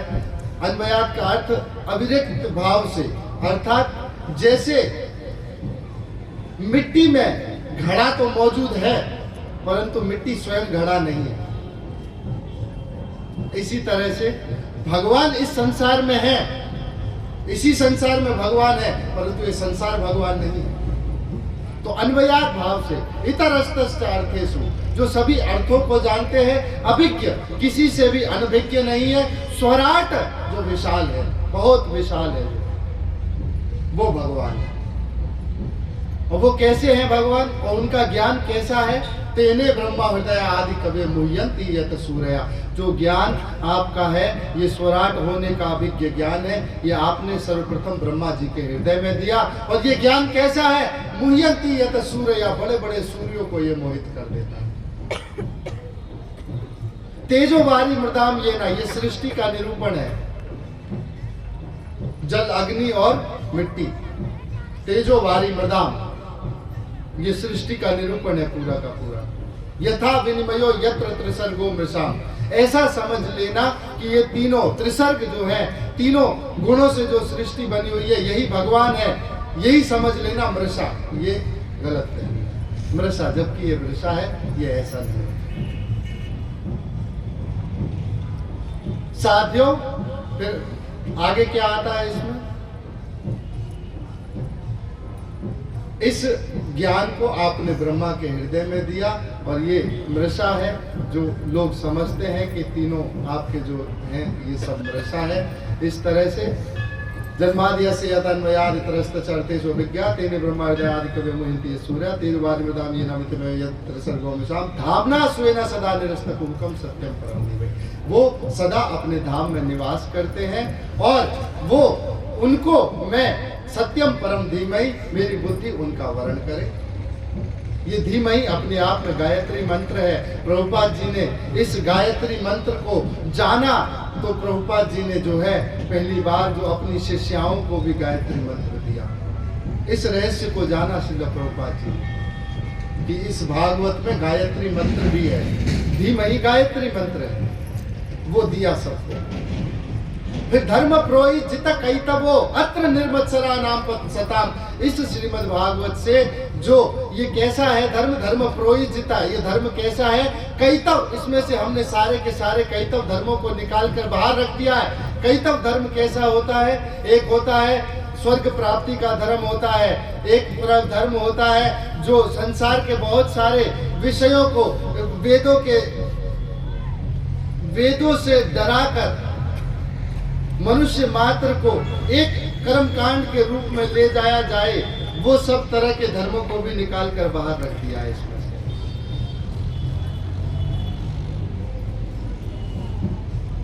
ब्रह्म में लीन होने का धर्म, ये योगियों का धर्म है। स्वर्ग प्राप्ति का धर्म, ये ज्ञानियों का धर्म है। वैकुंठ प्राप्ति का धर्म, इसको भी बाहर निकाल दिया। सब धर्मों को यहां से बाहर निकाल दिया है। किसी भी प्रकार का इसमें कैतव धर्म नहीं है, कपट वाला धर्म नहीं है, मिलावट वाला धर्म नहीं है। बिल्कुल शुद्ध प्योर भगवान श्री कृष्ण की कथाओं से परिपूर्ण है श्रीमद् भागवत। सारे कैतव धर्मों को बाहर निकाल कर रख दिया है। और ये कैसे है? शिवदम, शिवदम का अर्थ होता है सभी के लिए कल्याणकारी। तापत्रय उन्मूलनम, तीनों प्रकार के तापों से, पाप का फल होता है ताप, ये तीनों प्रकार के तापों से भी इनको जो है तारने वाला है। तीनों तरह के तापों से भी आपको निवृत्ति प्राप्त करा देता है, ऐसा ये धर्म है। और श्रीमद् भागवत महापुराण जो है, ये वेद व्यास महामुनि कृते, अपने ईश्वर इष्ट देव को जो है प्रणाम करते हैं। नारायण जो है वो इनके महामुनि हैं। उन्होंने इस श्रीमद् भागवत को चतुर्श्लोकी रूप में पहले ब्रह्मा जी को दिया है, ब्रह्मा जी ने नारद जी को दिया है, नारद जी ने वेद व्यास जी को दिया है, वेद व्यास जी ने अपने पुत्र सुखदेव जी को दिया है, सुखदेव जी ने इस भागवत को जो है वो सूत गोस्वामी जी को बताया है। सूत गोस्वामी जी के माध्यम से ये भागवत हमको प्राप्त होती है। तो ये रस जो है, फल जो है, ये सीधा नहीं गिरा है जमीन पर कि विकृत हो जाए, ये परंपरा से नीचे आ रहा है। तो कैतव सारे धर्म निकाले हैं, शिवधर्म ये पूरा है, सभी के लिए कल्याणकारी है। और जो सुकृतवान है, कृतवान है, वो इस भागवत को सुनने का माध्यम अपने हृदय में जब भाव रखेगा तो सारे अवरोध अपने आप समाप्त हो जाएंगे। तत्क्षणात सारे समाप्त होकर तुरंत भगवान श्री कृष्ण की कथा में वो पहुंच जाएंगे। तो ये 3 श्लोकों में पहले मंगलाचरण करते हैं। फिर 6 श्लोक पूछे हैं मुख्य सनकादि ऋषियों ने, जिनके उत्तर हमने आपको बताए। और फिर 3 मुख्य प्रश्न और पूछ लिए हैं कि ये भागवत कब, कहाँ और किसकी प्रेरणा से प्रकट हुई। तो ये भागवत वेद व्यास जी के द्वारा, नारद जी की प्रेरणा से कहाँ प्रकट हुई? वेद व्यास जी का आश्रम है, बद्रिका आश्रम में संप्राशन मुनि, संप्राशन नाम का, वहां इस भागवत का प्राकट्य हुआ और नारद जी की प्रेरणा से हुआ। तो जब वेद व्यास जी ने एक वेद को 4 में विभाजित कर लिया, 4 वेदों को भी समझाने के लिए 108 से अधिक उपनिषद लिख दिए, वेदांत सूत्र लिख दिया, ब्रह्म सूत्र लिख दिया, महाभारत जैसा ग्रंथ भी लिख दिया, स्त्री सूत्र वैश्य जिसको पढ़कर अपना कल्याण कर सकते हैं, फिर भी व्यास देव जी अभी भी संतुष्ट नहीं थे। और इस असंतुष्टता की अवस्था में सरस्वती की नदी के तट पर जाकर बैठ गए व्यास देव जी और विचार करने लगे अपने हृदय आकाश में कि मैंने इतना वेदों का विस्तार किया है, परंतु इन सब का विस्तार करने के बाद भी मैं स्वयं संतुष्ट नहीं हूं, और मैं स्वयं संतुष्ट इसको रचने वाला नहीं हूं, तो इसको पढ़ने वाला कहां से संतुष्ट होगा? जब मैं इसको रचने वाला ही स्वयं संतुष्ट नहीं हूं, तो इसको कहने वाला, इसको पढ़ने वाला कैसे संतुष्ट हो सकता है? तो व्यास देव जी अपने गुरुदेव को प्रार्थना करने लगे। तब नारद जी वहां प्रकट हुए। तो शिक्षा हमको क्या प्राप्त होती है कि जब हमको पता होगा कि हम कुछ नहीं जानते हैं तो गुरुदेव आएंगे, नहीं तो गुरुदेव को क्या पढ़िए वहां।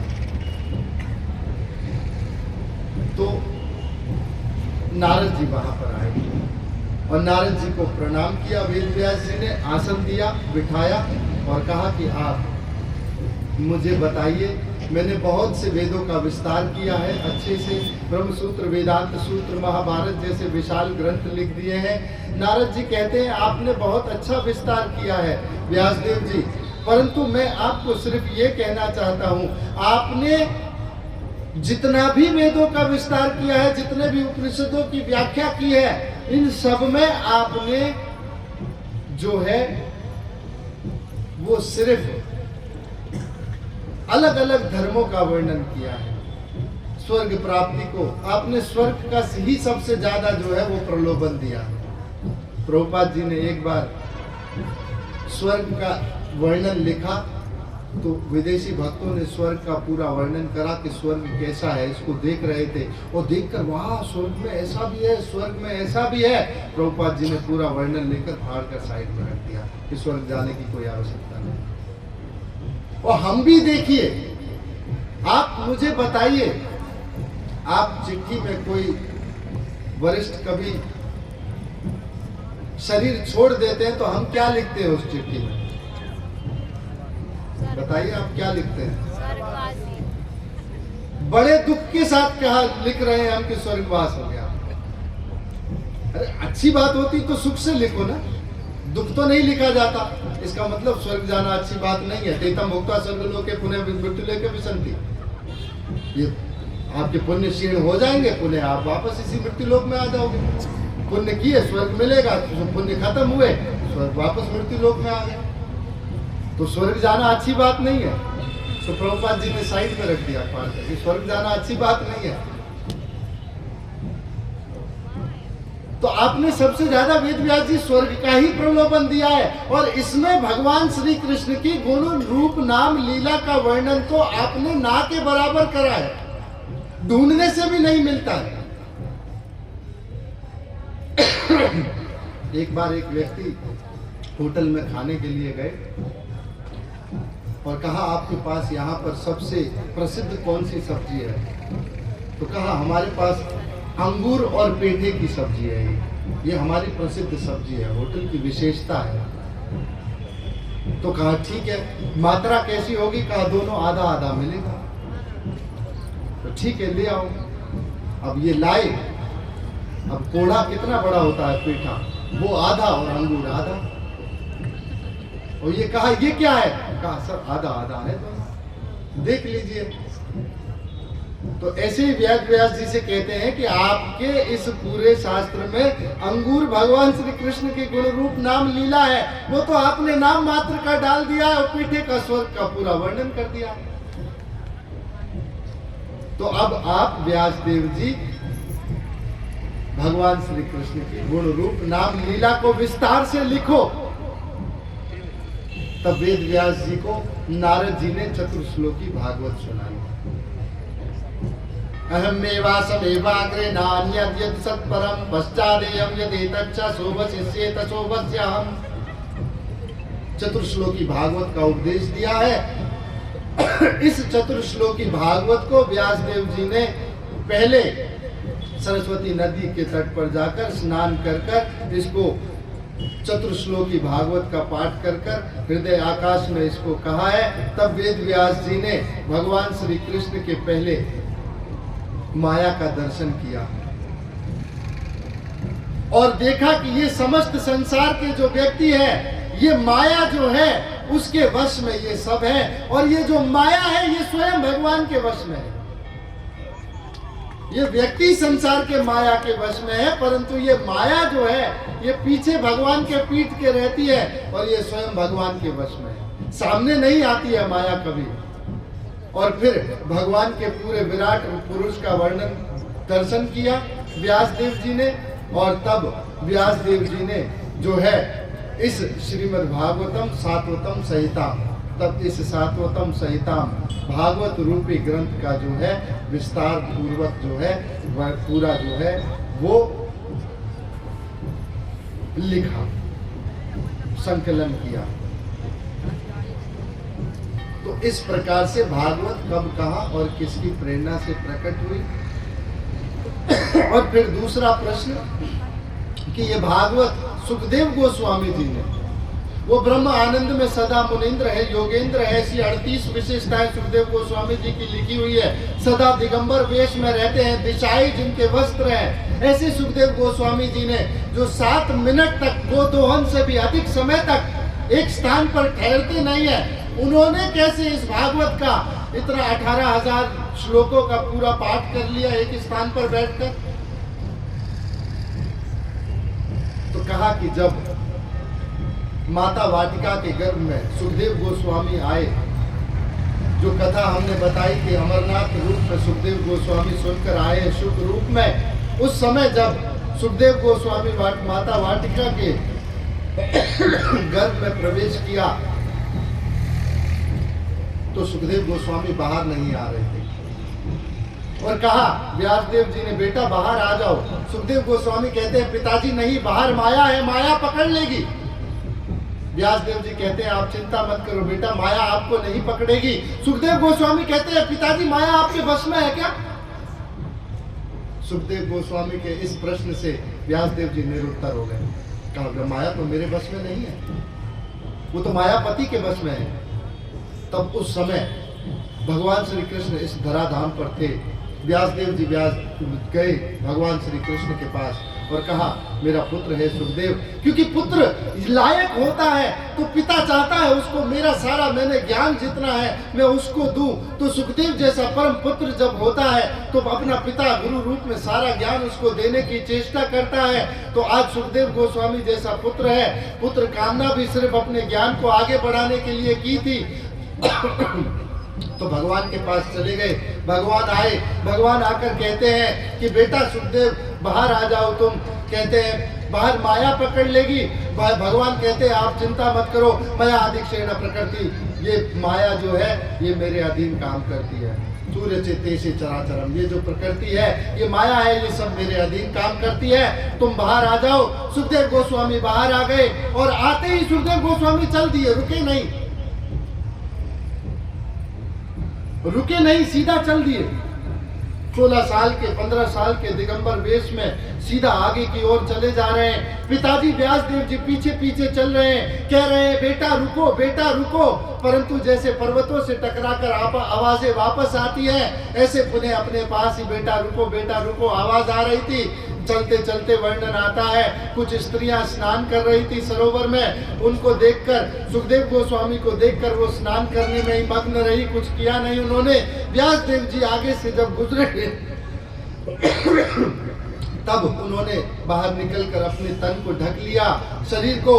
तब व्यासदेव जी कहते हैं, बेटा मेरा बेटा आगे 16 साल का दिगंबर वेश में जा रहा था, सावला सलोना सुखदेव, आपने उसको देखकर ढका नहीं, वस्त्र अपने शरीर को ढका नहीं, और मैं आपके परदादा की उम्र का हूँ, मुझे देखकर आप अपने इस शरीर को ढक रही हो, ऐसा क्यों किया बेटा? आपको मुझसे संकोच है, उससे संकोच नहीं हुआ?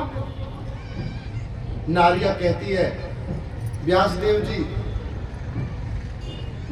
आप तो स्त्री और पुरुष का भेद जानते हो, आपकी जो दृष्टि है उसमें जो स्त्री और पुरुष का भेद जो है उसका आपको जानते हो आप उसके, परंतु आपका बेटा सुखदेव गोस्वामी जो है उसके लिए तो स्त्री पुरुष पत्थर पहाड़ नदी पर्वत सब एक जैसे हैं, वो तो सभी में ब्रह्म को देखता है, तो इसीलिए हमको कोई संकोच हुआ ही नहीं। व्यासदेव जी समझ गए, पुनः वापस आ गए। अब कहा बेटा तो चाहिए, तो अपने कुछ स्निग्ध शिष्यों को कुछ श्लोक भागवत के बताकर भेज दिया और कहा कि आप जाइए, जहां सुखदेव गोस्वामी ब्रह्म आनंद में दिखे वहां जाकर इन श्लोकों का पाठ कर दीजिएगा।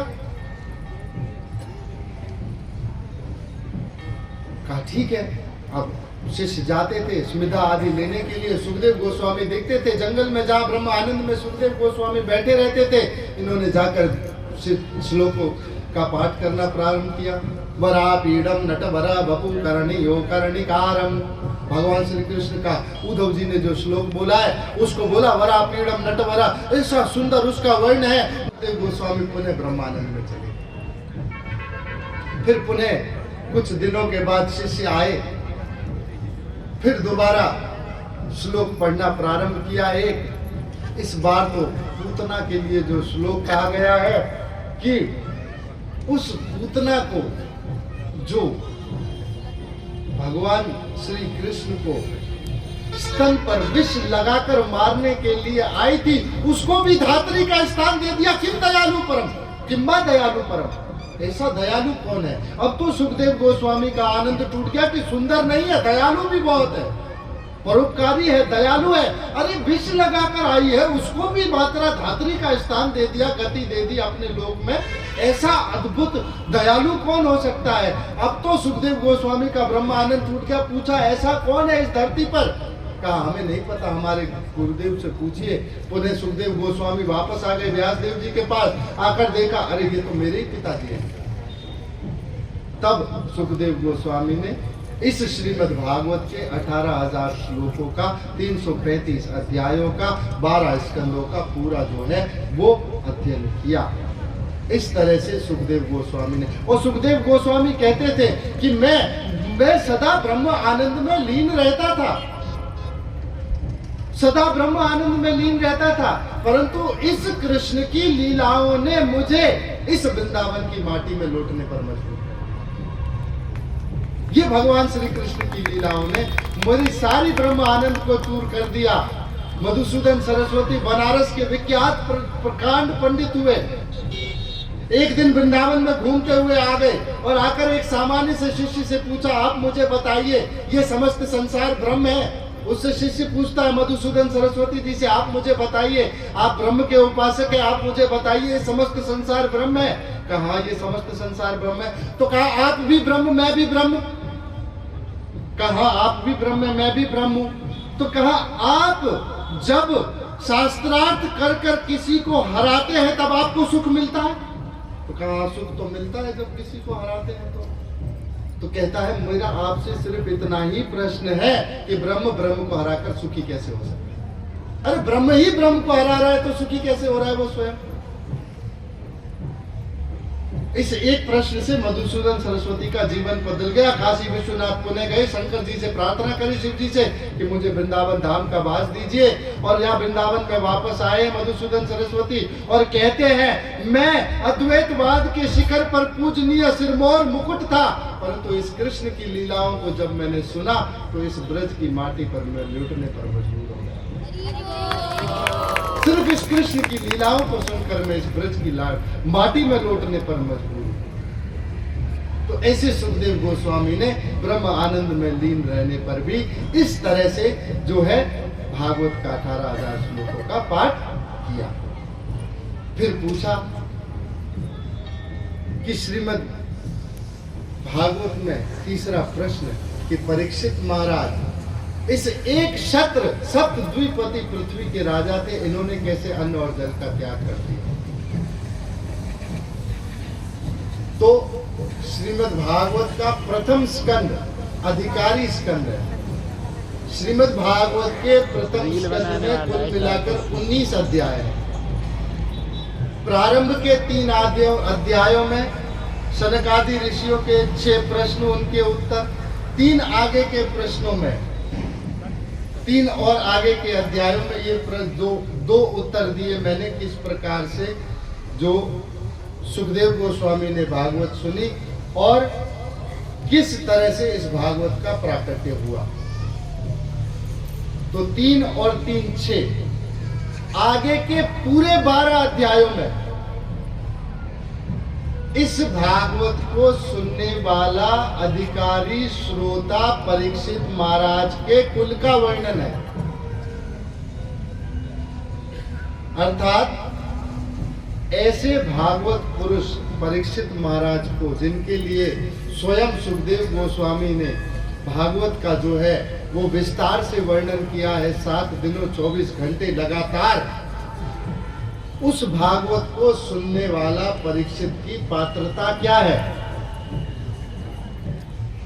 पात्र कैसा है? एक योग्यता होती है, एक पात्रता होती है।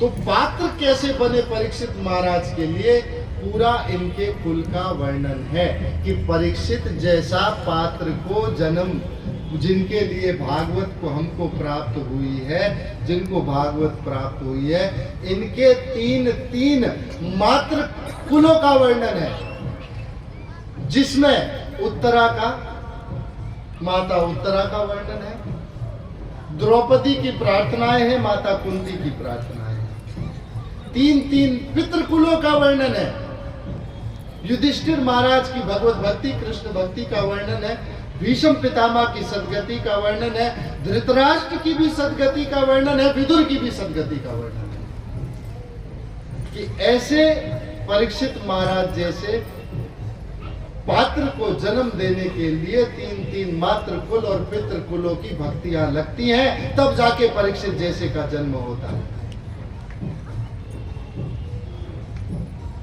3 पीढ़ियों का जन्म, 3 पीढ़ियों का जन्म से इस गंगा इस धरती पर आई है। 3 पीढ़ियों के जन्म से परीक्षित जैसे भक्त का जन्म होता है। तीसरी पीढ़ी हमारे कृष्ण भावना भावित की, ये तीसरी पीढ़ी अब जो है, ये इनका हमें इंतजार है कि ये कैसे अब इसका कार्यभार संभालेगी। तो 3 पीढ़ियों की जो है वो परिश्रम लगता है, तब जाके जो है कुछ खड़ा होकर तैयार होता है।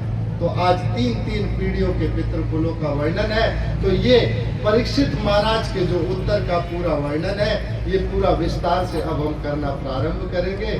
तो अभी तो मैंने सिर्फ आपको एक ओवरव्यू की तरह सामने की तरफ से आगे बताया है कि क्या क्या आने वाला है।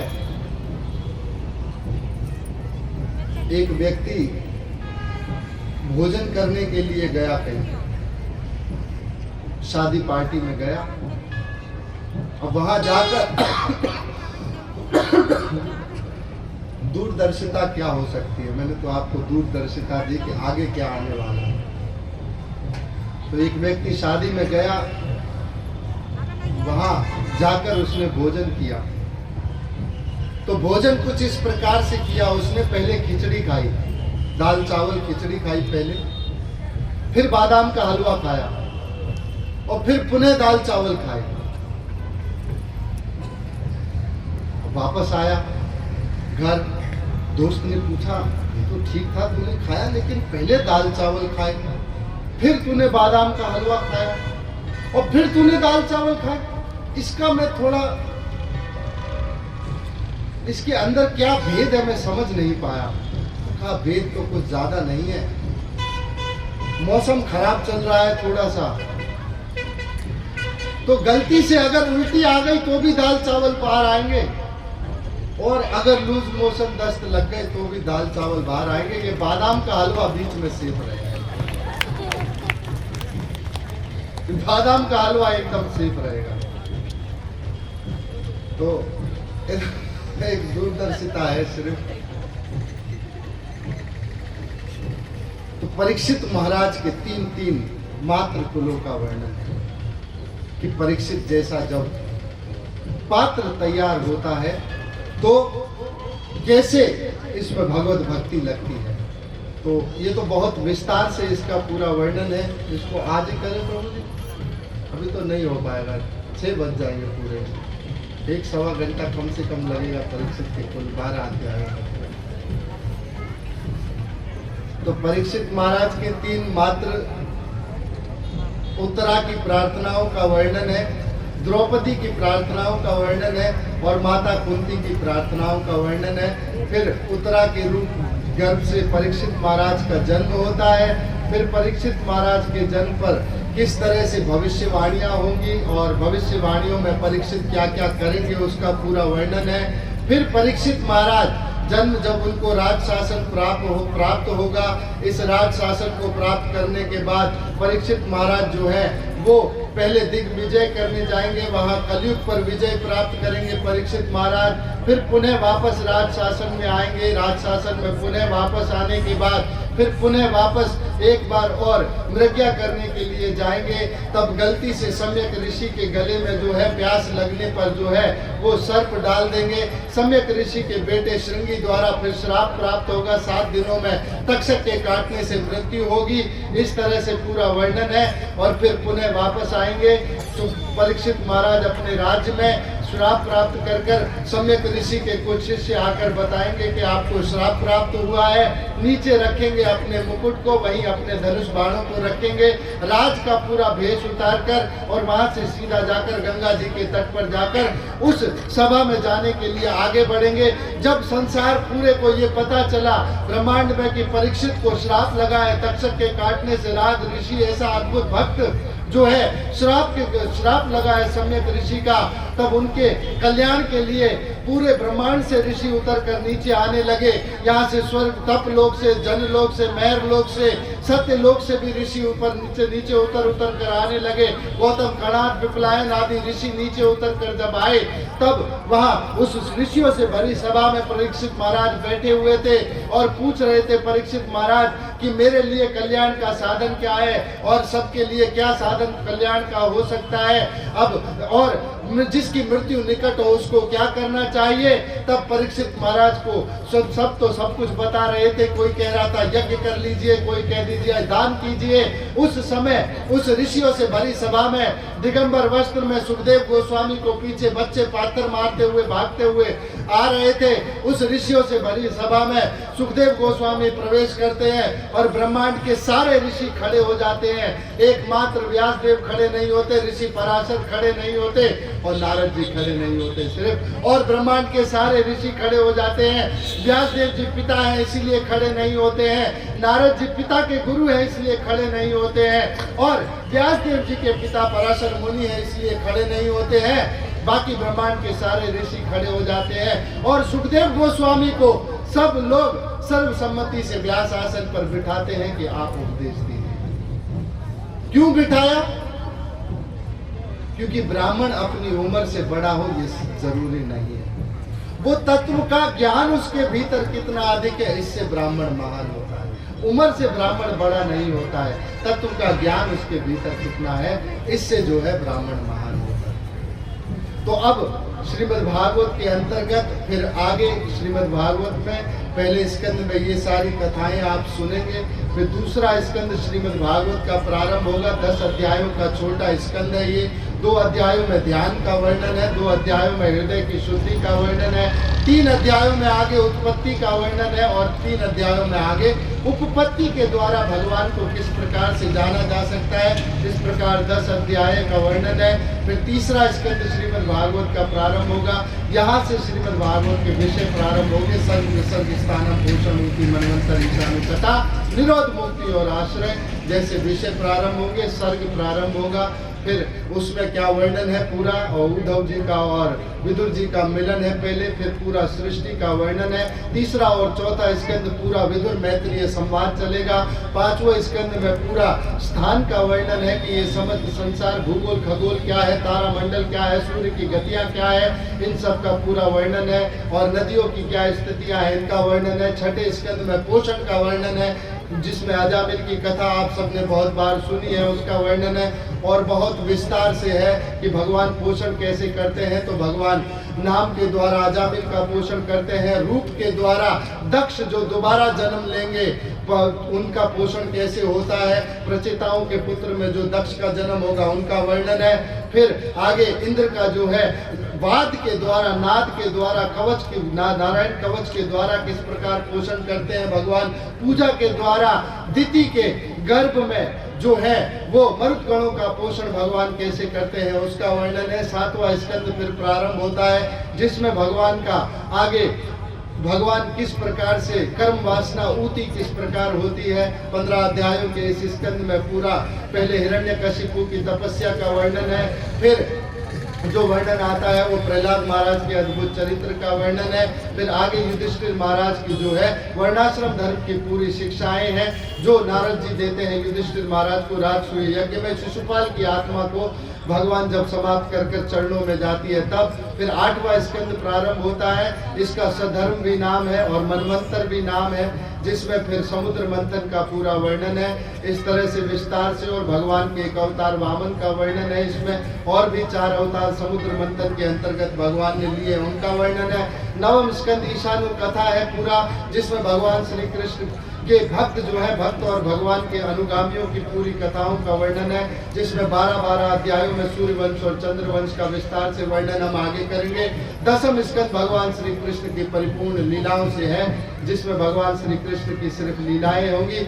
तो 6वां और 7वां दिन पूरा भगवान श्री कृष्ण की कथाओं का चलेगा, और फिर आगे 11वें स्कंद में मुक्ति का वर्णन है कि मुक्ति कैसे हो सकती है। 4 अध्यायों में नव योगेंद्र संवाद का पूरा वर्णन है, भागवत धर्म का पूरा वर्णन है इसमें, और फिर आगे इसमें मुक्तियों का वर्णन दिया गया है कि सारेष्टि मुक्ति कैसे होती है, सारूप्य मुक्ति कैसे होती है, सालोक्य मुक्ति का भी वर्णन है। इस प्रकार से पूरा विस्तार से वर्णन है। फिर 12वां स्कंद है, इसमें ये भगवान का आश्रय का भी है स्कंद। इसमें जो है फिर कलयुग में आने वाले और कौन कौन से राजा होंगे, कलयुग में क्या लोगों के आचरण होंगे उसका वर्णन है, और फिर आगे विस्तार से इसमें वर्णन बहुत सारी चीज़ों का और है जो विस्तार से हम आगे करेंगे। तो आज की कथा को मैं यहीं विराम देता हूँ। कथा ऐसे ही आपको सुनने को मिलेगी, ज़्यादा बिना किसी संगीत के आपको सुनने को मिलेगी, और सिर्फ कथा रूपी अमृत की आपको जो है हम पिला पाएंगे। हरे कृष्णा हरे कृष्णा कृष्णा कृष्णा हरे हरे, हरे राम राम राम हरे हरे। तो मैं तो अपनी वाणी को यही विराम देता हूँ। हरे कृष्ण।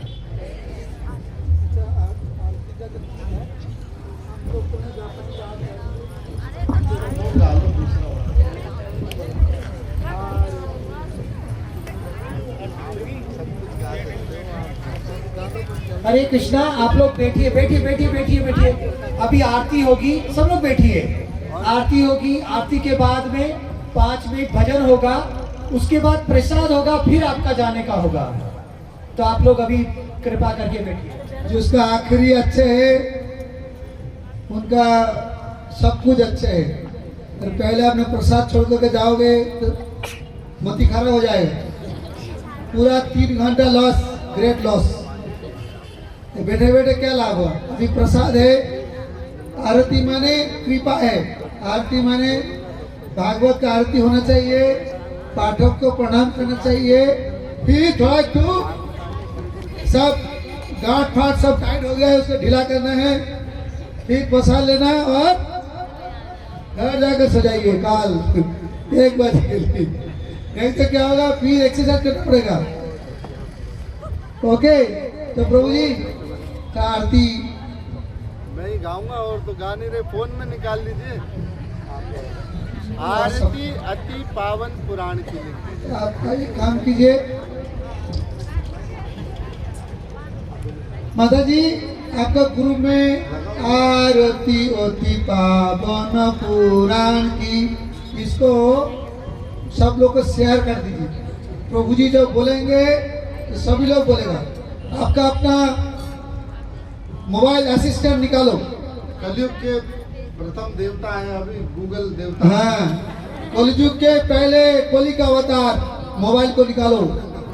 अच्छा बताओ, मोबाइल हमको चलाता है ना मोबाइल को हम चलाते हैं? हाँ? मोबाइल हमें चलाता है। लेकिन मोबाइल हमें चलाते हैं। अच्छा बताओ, चाय हमको पीते हैं ना? चाय मैं चाय को पीता हूँ। चाय हमें पीती है। हमारा जीवन को बर्बाद कौन कर रही है? चाय। हालत खराब है, ऐसे उल्टा जी। कोली आ गए और बांचाने के लिए प्रभु जी आ गए।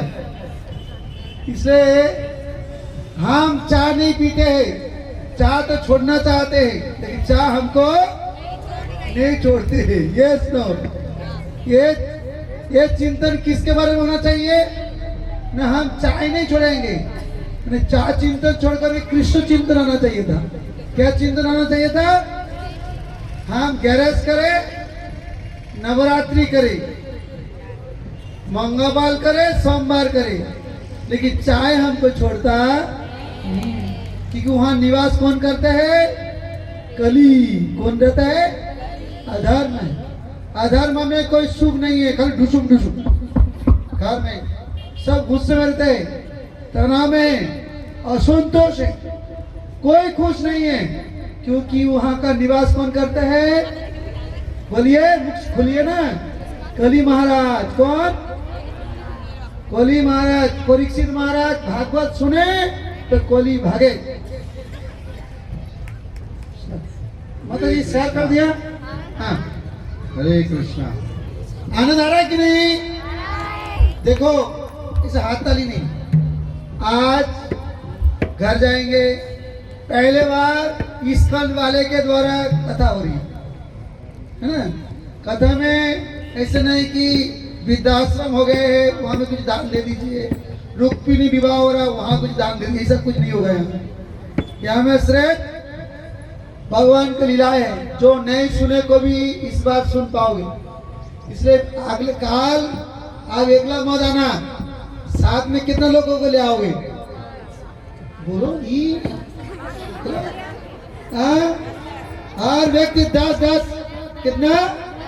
कौन 10 लेकर आओगे साथ में? अरे हाथों का हाँ पूरा भर जाना चाहिए। ये हमें किसी का पैसा नहीं देना है। जाने के समय भोजन करके जाना। ओके सर, हरे कृष्णा। और कल का जो समय रहेगा 1 बजे से स्टार्ट हो जाएगा। आज पहला दिन था, कुछ असुविधा के कारण कुछ डिले हुआ है, तो आप लोग समय पे उपस्थित होंगे? सभी लोग होंगे? हरे कृष्णा। अच्छा, कैसा आपको लग रहा है भागवतम कथा? आपके हृदय से बोलिए, एक बार और बोलिए। अच्छा लग रहा है नहीं लग रहा है आपको? रसमलाई, गुलाब जाम, रसमलाई तो आप बोलते निगम कल्पतरु गलितम फलम सुख मुखादम अमृतम। अमृत है, शुद्ध। प्रभु जी ने बोला था ना, निगम कल्पतरु माने भगवान श्री कृष्ण के जितना कृष्ण रसराज है, सारा रस एक भागवत में डले हुए। जो पान करेगा वो अमर हो जाएगा। क्या हो जाएगा? अमर। और मरेगा नहीं, सीधा भगवान के पास। तो आपने लड्डू जो टेस्ट है आसपास में क्या बोलोगे? खट्टे है, मीठा है? सबको बोलना वो दुकान में चले, अच्छा मीठा रसमलाई मिल रही है। 1 बजे, कितने बजे क्या मिलेगा?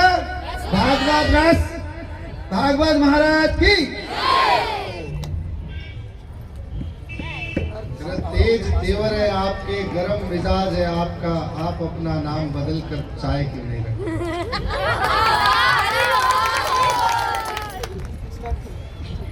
हरे कृष्णा। सब खड़े हो अपने आप लोग व्हाट्सएप खुलिए और आरती, भागवत का आरती होना चाहिए।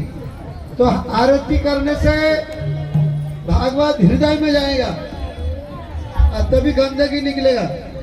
गंदगी बाहर रहते है, अंदर रहते है, बोलिए ना, अंदर सारा गंदगी अंदर है बाहर। अंदर इसे कैसे निकालोगे? भागवत में निकल सकते हो। श्री कृष्ण। आरती अति पावन पुराण की, आरती अति धर्म भक्ति विज्ञान ज्ञान की।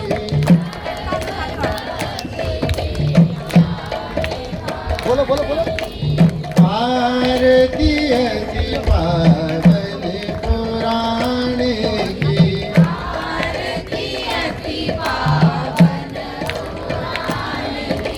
धर्म भक्ति विज्ञान ज्ञान की।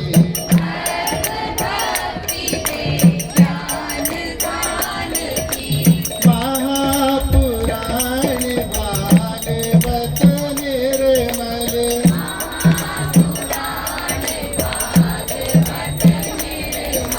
सुखमुख विगलित निगम कल्प फल।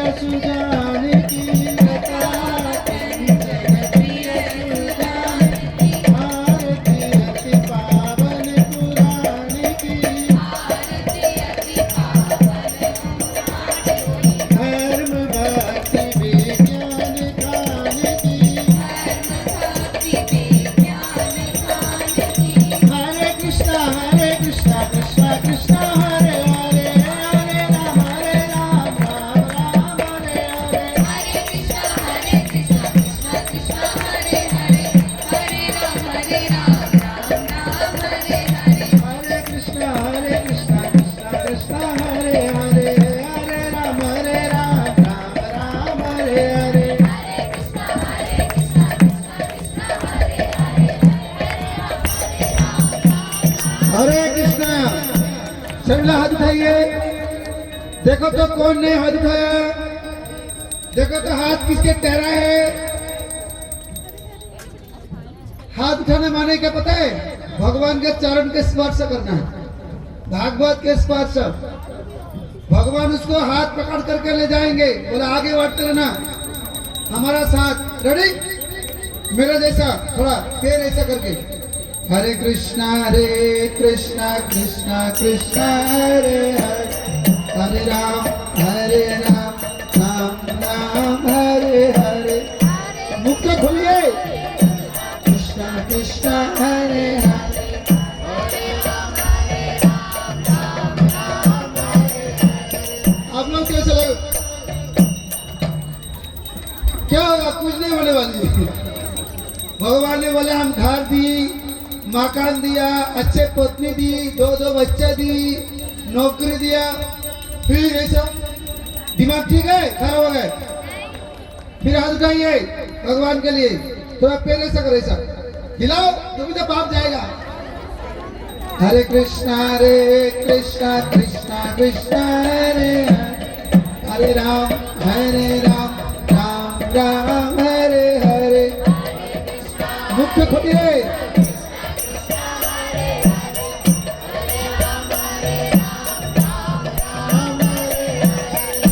हरे कृष्णा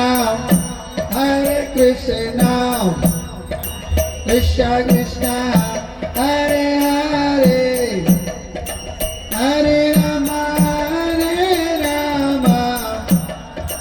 राम राम हरे हरे। बोलो हरे कृष्णा कृष्णा कृष्णा बोलो जोर से, हरे राम राम राम। देखो भगवान कृष्ण नाचते हैं, यस नो? इसलिए भगवान कृष्ण का एक नाम है नटवर, क्या नाम है? और एक भगवान का नाम है नटराज, क्या नाम है उनका? वो कौन है? बोले नटराज कृष्ण शंकर जी, नटराज शिव जी, यस नो? भगवान नाचते हैं कि नहीं? देखते हैं कौन भक्त है, जो भक्त है उनका वो नाचेगा, बाकी सब भूत प्रेत का भक्त पता चलेगा। हाथ उठाइए, जो शिव जी का भक्त है, कृष्ण जी का भक्त, वो क्या करेगा? और जो भूत प्रेत का है कुछ नहीं होने वाली है। रेडी? हरे कृष्णा कृष्णा कृष्णा हरे हरे, हरे राम राम हरे हरे। बोला बोला, हरे हरे, हरे कृष्णा कृष्णा कृष्णा हरे हरे, हरे राम राम हरे हरे।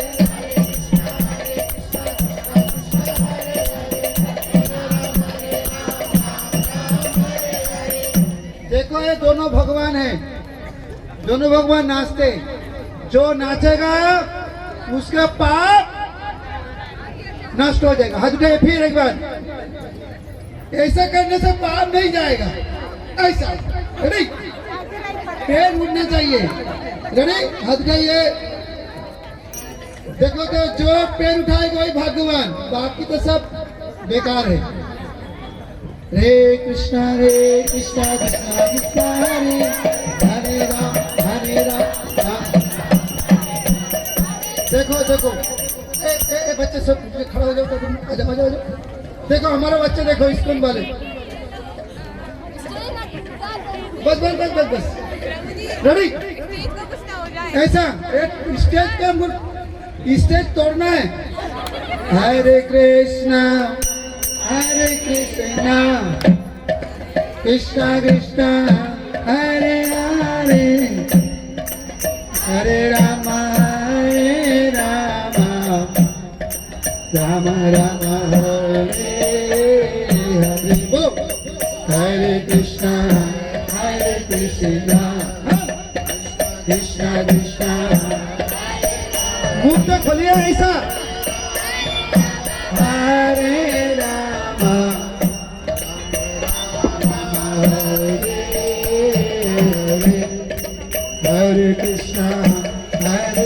कृष्ण कृष्ण कृष्ण हरे हरे हरे राम राम राम। देखो अभी डांस नहीं सीखोगे। भगवान श्री कृष्ण सत्यवती गोपी से नाचे, वो सब ऋषि था। क्या था? ऋषि था।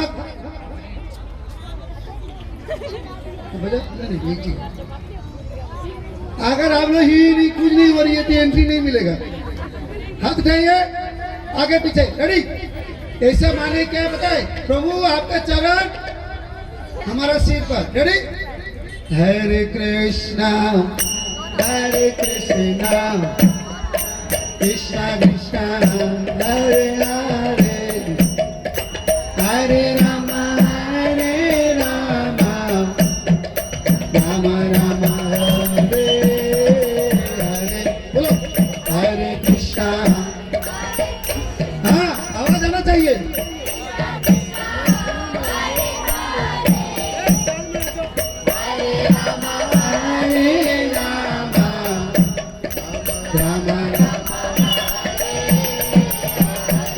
कृष्णा कृष्णा कृष्णा हरे हरे राम राम राम हरे हरे। बोलो बोलो मुख बोलो।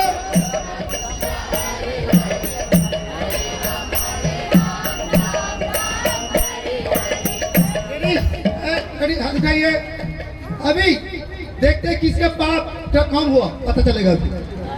रेडी बच्चे सब क्या कर रहे हो आप लोग? रेडी। हरे कृष्णा कृष्णा कृष्णा हरे हरे राम राम हरे हरे हरे राम। इसके माने क्या बताए? मैं कृष्ण को प्यार करता हूँ। मैं कृष्ण को किसका प्यार करता हूँ?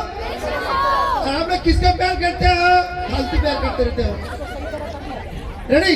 हरे कृष्णा कृष्णा कृष्णा हरे हरे हरे राम राम राम हरे हरे।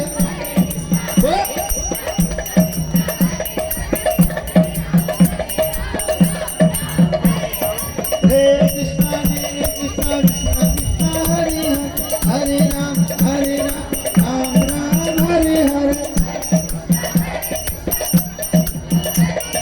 बोलो हाथ उठा कर अगर बोले शेष, ऐसा ऐसा जोर से बोले कृष्ण जी के हृदय में पहुंचे। मेरे पीछे पीछे बोलिए हरे कृष्णा।